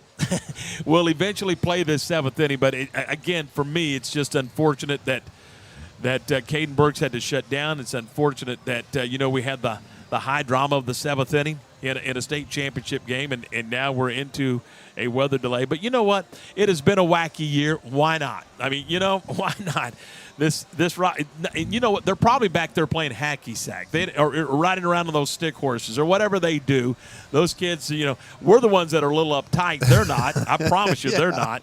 Yeah, but I guarantee you they don't have the problems that the coaching staff, the mental gymnastics that the coaching staff is going through. And again, for the Brock Eagles, they had 9-1-2 schedules. So that meant Hunter Martin, Connor Lightfoot, and Braxton Roberts. So that's what they had. If the game went to the bottom of the seventh inning, the Rockets would have the top of the order: Clear, Vasquez, and Cole. So that's kind of the reset for you as the sun starts to come out here. What a day. Welcome to Texas. Yeah, exactly. Welcome to Central Texas. But, Lark, there's other games that were played yesterday. There's more games coming tonight, and certainly more games coming tomorrow. Yep. See if I can remember who won the games from yesterday. In the first game yesterday, I believe it was Gordon that took down Groveton Centerfield. New Home defeated Iola. It was Burton over Ropes. And Boyd beat, wait a minute, that Class A game hasn't been played yet, has it? That's the Gordon versus Centerfield game. Yeah, so New Home defeated Iola 7-2. Yeah. Burton over Ropesville Ropes 6-1. Boyd, a winner over Corpus Christi London 9-8. Boy, that was, and I understand that was a woolly booger there. Yeah, and then Paradise beat Franklin 9-0. Is that right? Yeah, that's right. That one I remember. Yeah, Paradise, a winner over the Franklin Eagles by a final of 9-0. Those were the 4 games played yesterday. Okay, the game that was played before us between Texarkana and Pleasant Grove and Corpus Christi Cal Allen. Cal Allen had a 1-0 lead for the entire game. Scored a run in the second. And that's all they scored. Yeah, made that stand up until the bottom of the 7th inning. And that's when Pleasant Grove scored twice to walk it off, and they walked it off on a wild pitch. Wow, that just horrible. That just hurts. That just hurts. Yeah. So later today, and I don't know what time later today, Montgomery Lake Creek would take on Aledo, and then Lovejoy would take on Sherryland. Right. So you do have a couple of schools, and it's interesting if you look at the map where everybody's from in the state tournament. You do have a couple out of the valley, right? But for the most part, you got North Texas and Central and East Texas. Yeah, certainly do. A couple out west, but for the most part, it's kind of centrally located. Then they still have games on Saturday. The first one will be that Class A game between Gordon and Groveton Centerville. Then the noon game tomorrow is a local team, Lake Travis from Austin. They're going to be taking on Keller, the alma mater of one Max Muncy. And then Tomball will take on Houston Memorial, a couple of Houston area teams for the 6A Division II championship tomorrow. Kind of curious to see how Tomball and Memorial were not in the same region. They're both in that greater Houston area, so they had to have a dividing line somewhere, but so they ended up in different regions and they ended up facing each other. Depends where they stretch the rubber bands, I guess. And I'm just curious if those two teams played during the regular season. I mean, you could have very well played a non-district game or a tournament game against each other, being in that greater Houston corridor. Quite possibly. So there you go. All right, we are in a weather delay, if you're wondering. We are in the top of the 7th inning. Caden Burks was just going out to begin his warm-up tosses when game officials from the UIL and maybe even from the Round Rock Express indicated that there was a lightning strike which forced everybody off the field. Umpires went to their clubhouse, and the players and from each club has gone to their clubhouse. And again, the question remains, what does Chris Clemens do with Caden Burks as we get ready for the top of the 7th inning? Yeah, Eddie Villarreal had gone to the bullpen back in about the 4th inning, or maybe it was the 5th inning. 4th inning is when he went out there, and has just kind of stayed loose, not really throwing hard, but he's ready to go if they need be. And of course, when we do come back from the delay, they're going to give the players a little time to warm up. Yeah, and so we'll see exactly how they play it out. But these are these things that just grind at you as somebody watching a baseball game, when all of a sudden, you've got clear skies, no rain, and all of a sudden you're still sitting around doing nothing. Yeah, I can tell you a quick story. I was scheduled to umpire a playoff series in Stephenville, Texas. We traveled up to Stephenville, got ready for the game, and before we could throw the first pitch, we went into a lightning delay. Never saw lightning anywhere within eyesight, never heard thunder, never saw a drop of rain, and never threw a pitch. We sat there for hours, and finally they said, you know what, we'll play a doubleheader tomorrow. But wow. It happens. It absolutely happens. So hopefully that's not the case here, as eventually we'll get things rolling again, and we'll get the Rockets and the Brock Eagles back out on the field in a timely manner so we can get the game resumed. We are in a weather delay. We'll take the break right here, and we will come back and update you on the time of the weather delay and see if we can get some more information for you. Then we may have to step aside. It just depends. So we're in a weather delay with Robinson leading 3-1. We're back with more Rockets baseball in a moment.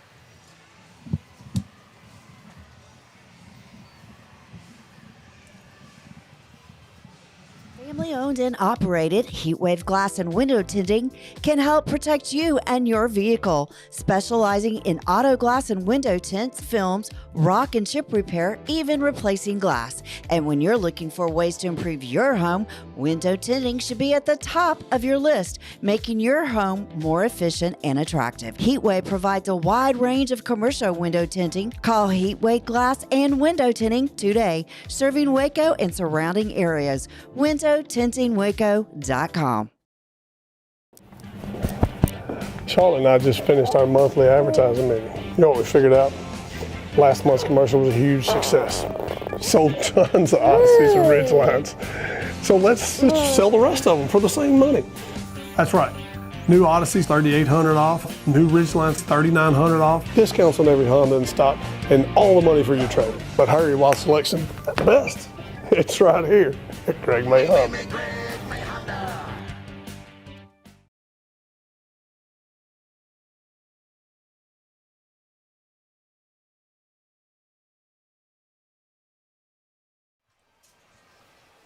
Tom Barfield, Lark Smith, Cameron Butler, our producer. We welcome you back to Dale Diamond. We are in a weather delay. The Robinson Rockets and the Brock Eagles playing the Class 4A Division II state championship game. And, Lark, we have moved to the top of the seventh inning when Mother Nature decided she was not going to cooperate.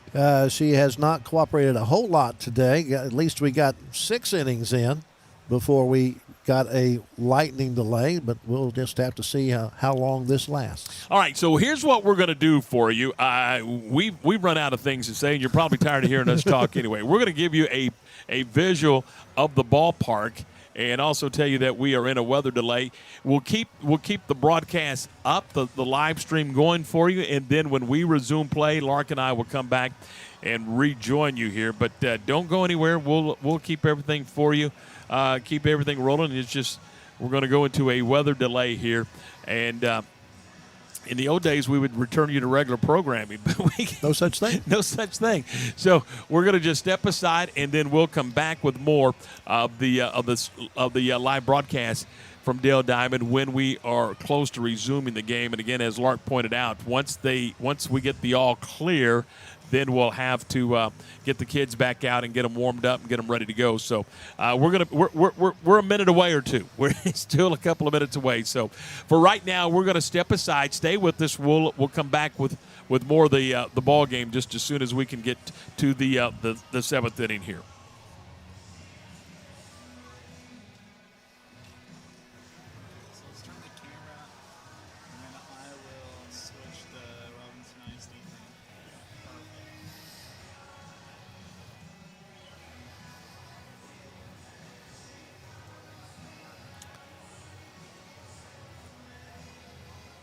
Looks good. Yeah, beautiful.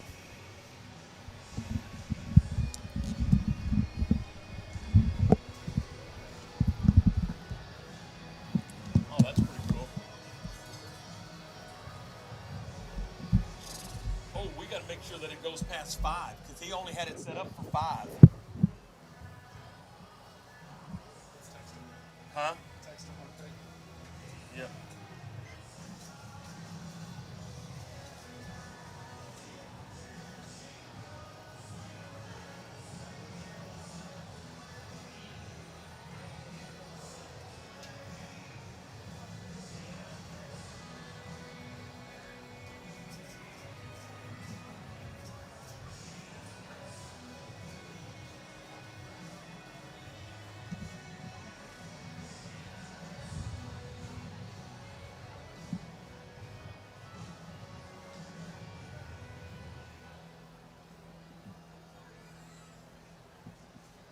Who does that? Who's in charge of that? I don't have a clue.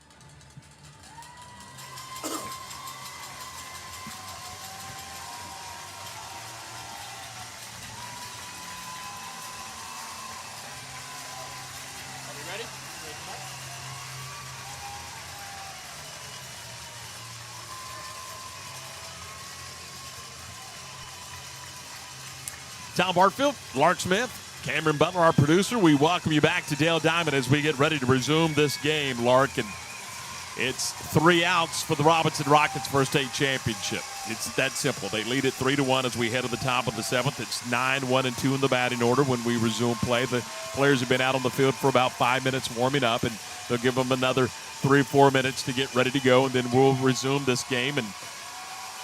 But it doesn't look like that Caden Burks is going to be on the mound for Robinson. It looks like it's going to be Eddie Villarreal on the mound for the Rockets in this 7th inning. And that's unfortunate for Caden because he was in a position where he was really good today, really good. Yeah, he threw 105 pitches, went the first 6 innings, gave up just a run that was earned on 8 hits. I mean, he just kind of worked around jams here and there. Walked only 1, struck out 3. Just what we normally see out of Caden Burks is pitch to contact, let the defense do their job. So, and that run was unearned according to the official book with the 1 walk and the 3 strikeouts. Yeah, it should be. So, super numbers. And now it's going to be Eddie Villarreal going out there for Robinson. And now the UIL and the umpiring team visiting with the Brock coach. And now they're going to visit with Chris Clemens, the Robinson coach. At least I believe they are. Nope, they're going right past the dugout. That means it's baseball time. One of the Rockets high-fiving one of the umpires. I like that.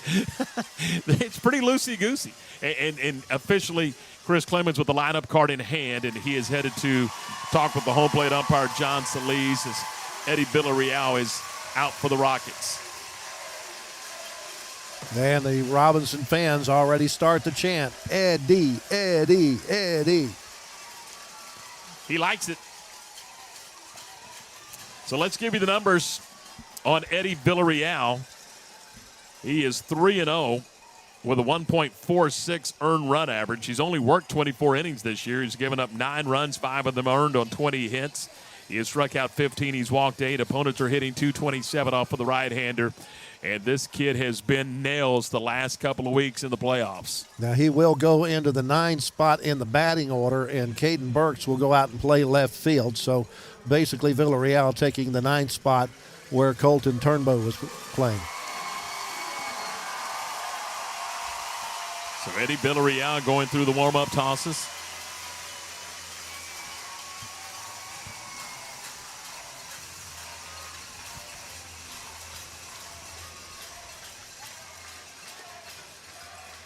Right-hander getting ready. As we get set to resume play. We'll give you Villarreal's numbers through the year. He hasn't pitched a whole lot, just 24 innings, did you? Yes. How about in postseason play? I have not gone through the postseason numbers. All right, let's see what he did in postseason. He's just been nails in the postseason. He's made 4 appearances. One of those was a start. He won that game, threw 13 in the 3rd innings. Given up 4 runs, 3 earned on 11 hits. Walked 3 and struck out 10, and a 1.58 earned run average in the postseason. Well, here we go. This game was supposed to start at 12 noon. It's 5:09. Is it worth the wait? That's what we're going to find out. Robinson 3 outs away. About a 40-minute delay here. At the plate, it's Hunter Martin, the 9-hole hitter, the second baseman. He's 1 for 2. He grounded out in the 3rd. He had an infield single back in the 4th. Reset the defense. Caden Burks in left. Evan Moreno in center. Braden Terry at right. Cash Clear at 3rd. Here's the first pitch from Villarreal, and there's a strike. It's 0-1. Kason Hilpert, your shortstop. Bryce Vasquez at second. Caden Coles at first. And now the battery is landing arms behind the plate, and Eddie Villarreal on the mound. Villarreal working from the first base side of the pitching rubber. Kicks and comes home, and the 0-1 fastball's on the corner. It's 0-2. No balls and 2 strikes to the 9-hole hitter, Hunter Martin. Cannon Lightfoot, then Braxton Roberts. That's the lineup for this Brock club. We're in the top of the 7th. Robinson leading 3-1. 0-2 the count. The 0-2 from Villarreal. Swinging a ground ball into left field, base hit. That's a 2-hit day for Hunter Martin. And he got it done with 2 strikes. That's too the much. toughie. Yeah, a little too much home plate with the 0-2 pitch. So Martin singles, and it turns the lineup over. Cannon, Lightfoot, the shortstop, coming to the plate, hitless in 3 trips. Middle infield will look for a double play. First baseman Caden Cole will hold. Outfield shaded to left a couple of steps. Kobe Page rolling through some signs for Brock over at third base. Robinson leading in the 7th inning, 3-1. The pitch, it's high for a ball. Now remember, if needed, you still have Braden Terry available. There's all kinds of options. Kaysen Helper can throw. Caden Perez can throw. Here's the 1-0 swing and a drive out into right center field on his horses. Moreno, he's there. He'll make the grab. There's one down. Lightfoot put a charge into it, but Moreno with the great read, Lark, got to the alley and made the catch. Well, that gave the Brock fans a lot of hope the way that ball took off toward right center field, but they just don't know the speed of Evan Moreno and how he can chase that down. Braxton Roberts is the hitter, the catcher. He's got a hit in 3 trips. He flied out to left field his first time up. Again, the double play ends the ball game. Here's the pitch. Low and away for a ball. 1 ball and no strikes. Moreno shaded over towards left field. For the pull hitter, Braxton Roberts. 1 ball and no strikes. And the pitch swung on and grounded into left field. It's another base hit. There's 2 on. Tying runs are on base.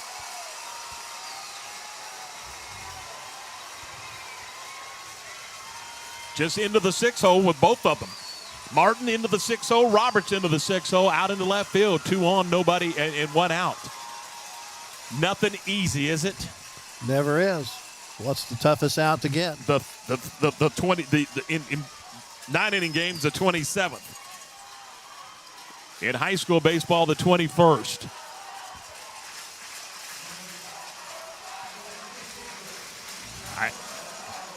I thought for a moment we were going to get a courtesy runner, but we're not. Or a pinch. Did we get a courtesy runner at first base? Is it Blue running at first? It's 22. That's Blue. It is Blue running at first base. So Blue runs at first, Martin's at second. Blue represents the tying run. 3-1 Robinson in the 7th inning. Villarreal is ready. Here's the pitch. Breaking ball. It's a bit high for a ball, and it's 1-0. 2 outs away from a title. Runners at first and second for Brock. Villarreal to the stretch. The right-hander's ready. He looks back to second. And the 1-0 pitch is a breaking ball strike, and it's 1-1. Good pitch. That's down around the knees. All you're going to do is with that is pound it into the ground. 1 ball and 1 strike. 1 out. Martin at second base. Blue runs at first. Caden Cole is not holding. He plays behind the runner. Villarreal a check a second. And the 1-1. Breaking ball strike, it's 1-2. Boy, he's painting that outside corner there. If you get Absolutely. that one, live there. If you get that call right there, you live there. Absolutely. That's hard to get a bat to. 1-2 on Roberts with Evan O'Connor on deck. We're in the top of the 7th. Robinson leading 3-1. There's 2 on and 1 out. 1 ball and 2 strikes. The 1-2. Called strike 3 on the outside corner. Down looking goes O'Connor.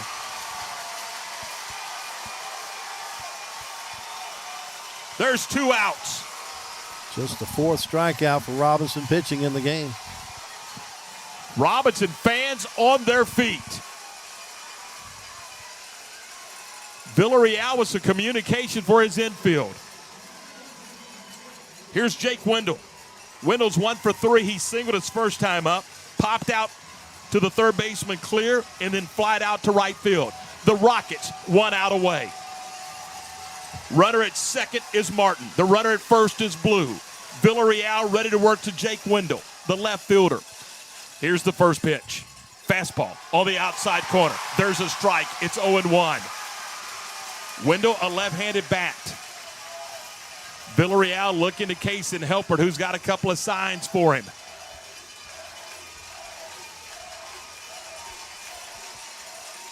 Oh, and 1 the count. Villarreal to the stretch. Gets the sign from Arms. He checks. The 0-1 is outside for a ball. 1 ball and 1 strike. We're in the top of the 7th inning. Robinson leading 3-1. 2 on and 2 out. Villarreal checks. The right-hander's ready. And the 1-1. Swing and popped up. Down the left field line. Foul territory. Long run for clear. He's going to run out of room. It's into the seats for a foul ball. And the Rockets are a strike away. If that wall wasn't there, Cash Clear would have run three rows into the stands to catch that one. He was headed there, wasn't he? 1 ball and 2 strikes.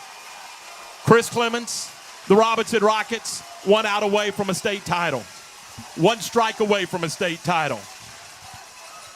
Villarreal looking back to the shortstop, Kaysen Helpert, again with a couple of signs, defensive notes.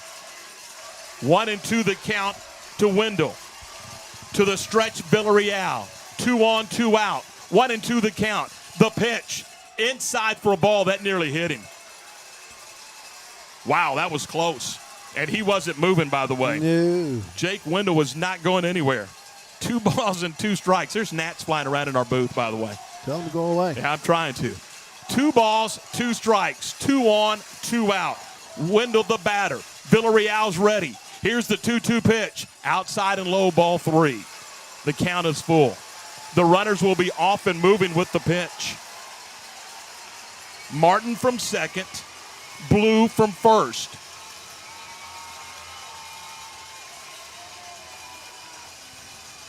Landon Arms, the Robinson backstop, out in front of home plate with some defensive information.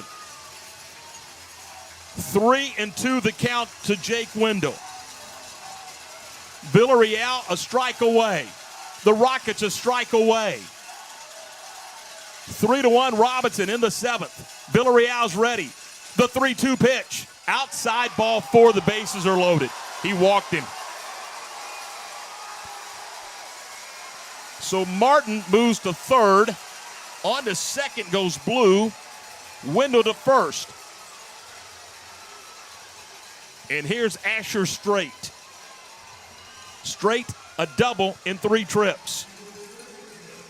Time is called, and Kobe Page, the head coach, has had a brief word for his hitter. Now he's going to get a pinch runner. We're going to get a pinch runner at first base. We are. They're going to run for Wendell. The Lawson Stewart. Indeed. Stewart running for Wendell.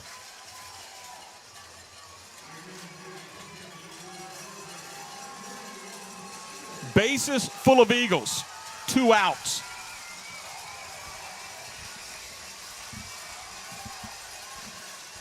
And here's the third baseman, Asher Straight.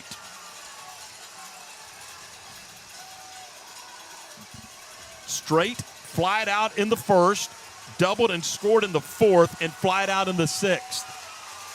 Villarreal will work from the windup with the bases full of Eagles. Here's the pitch. Swing and it popped up on the infield, right side.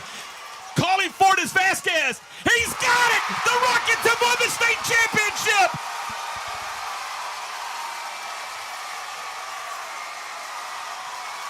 The Robinson Rockets have claimed the 2026 4A Division II state championship. Villarreal gets Asher Straight to pop up on the infield, and the Robinson Rockets are the state champions.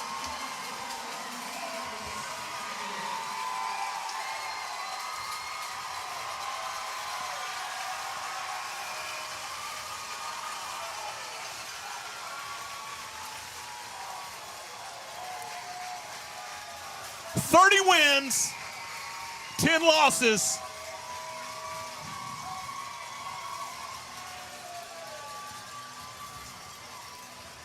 And my buddy Chris Clemens is a champion.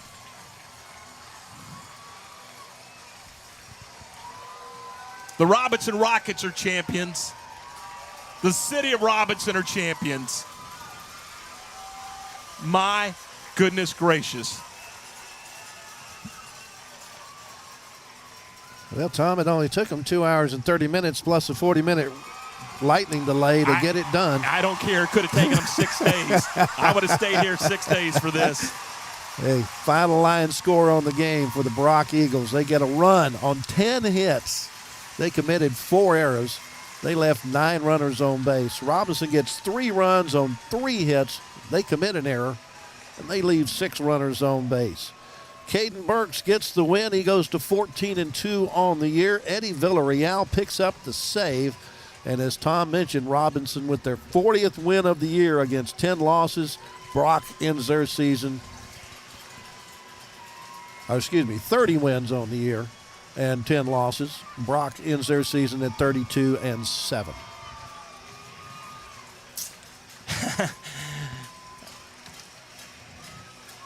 We'll take a break, and we'll come back. Robinson a winner today in the Class 4A Division II State Championship. It's Robinson 3 and Brock 1. We're back with more in just a moment.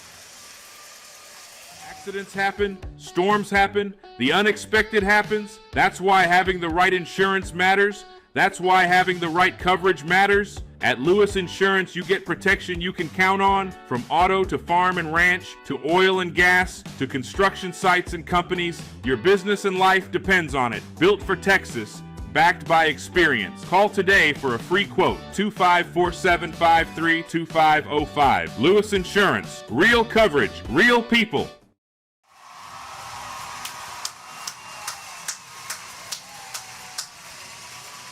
Tom Barfield, Lark Smith. We welcome you back to Dale Diamond, where the Robinson Rockets win it today by a final of 3-1. And Lark, it sounds like a broken record, but it's the truth. This is how Robinson has taken care of business throughout this 2026 campaign.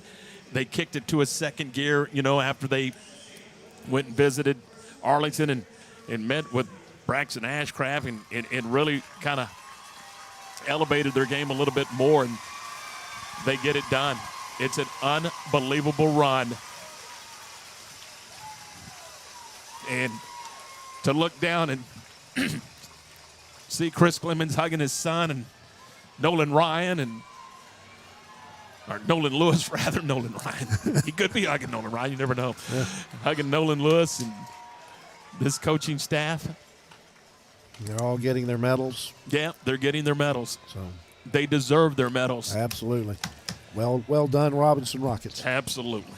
Thanks for letting us go on the ride. Yeah, it's this has been special. And again, there's some obviously know, some don't, but the coach Chris Clemens and I are incredibly good friends and have known each other, and our daughters have grown up together, and kind of special for us to see a good friend win and be rewarded for his hard work. Absolutely. And he's been the head coach there for 7 years, and a committed football coach and a committed baseball coach. Good stuff. Robinson wins it by a final of 3-1. Many thanks to everyone who's been a part of the broadcast. And let me say something here about this community and how they really went about their business. Every time we showed up to do a ball game, Lark, this place was packed. I mean, it was packed with Robinson fans.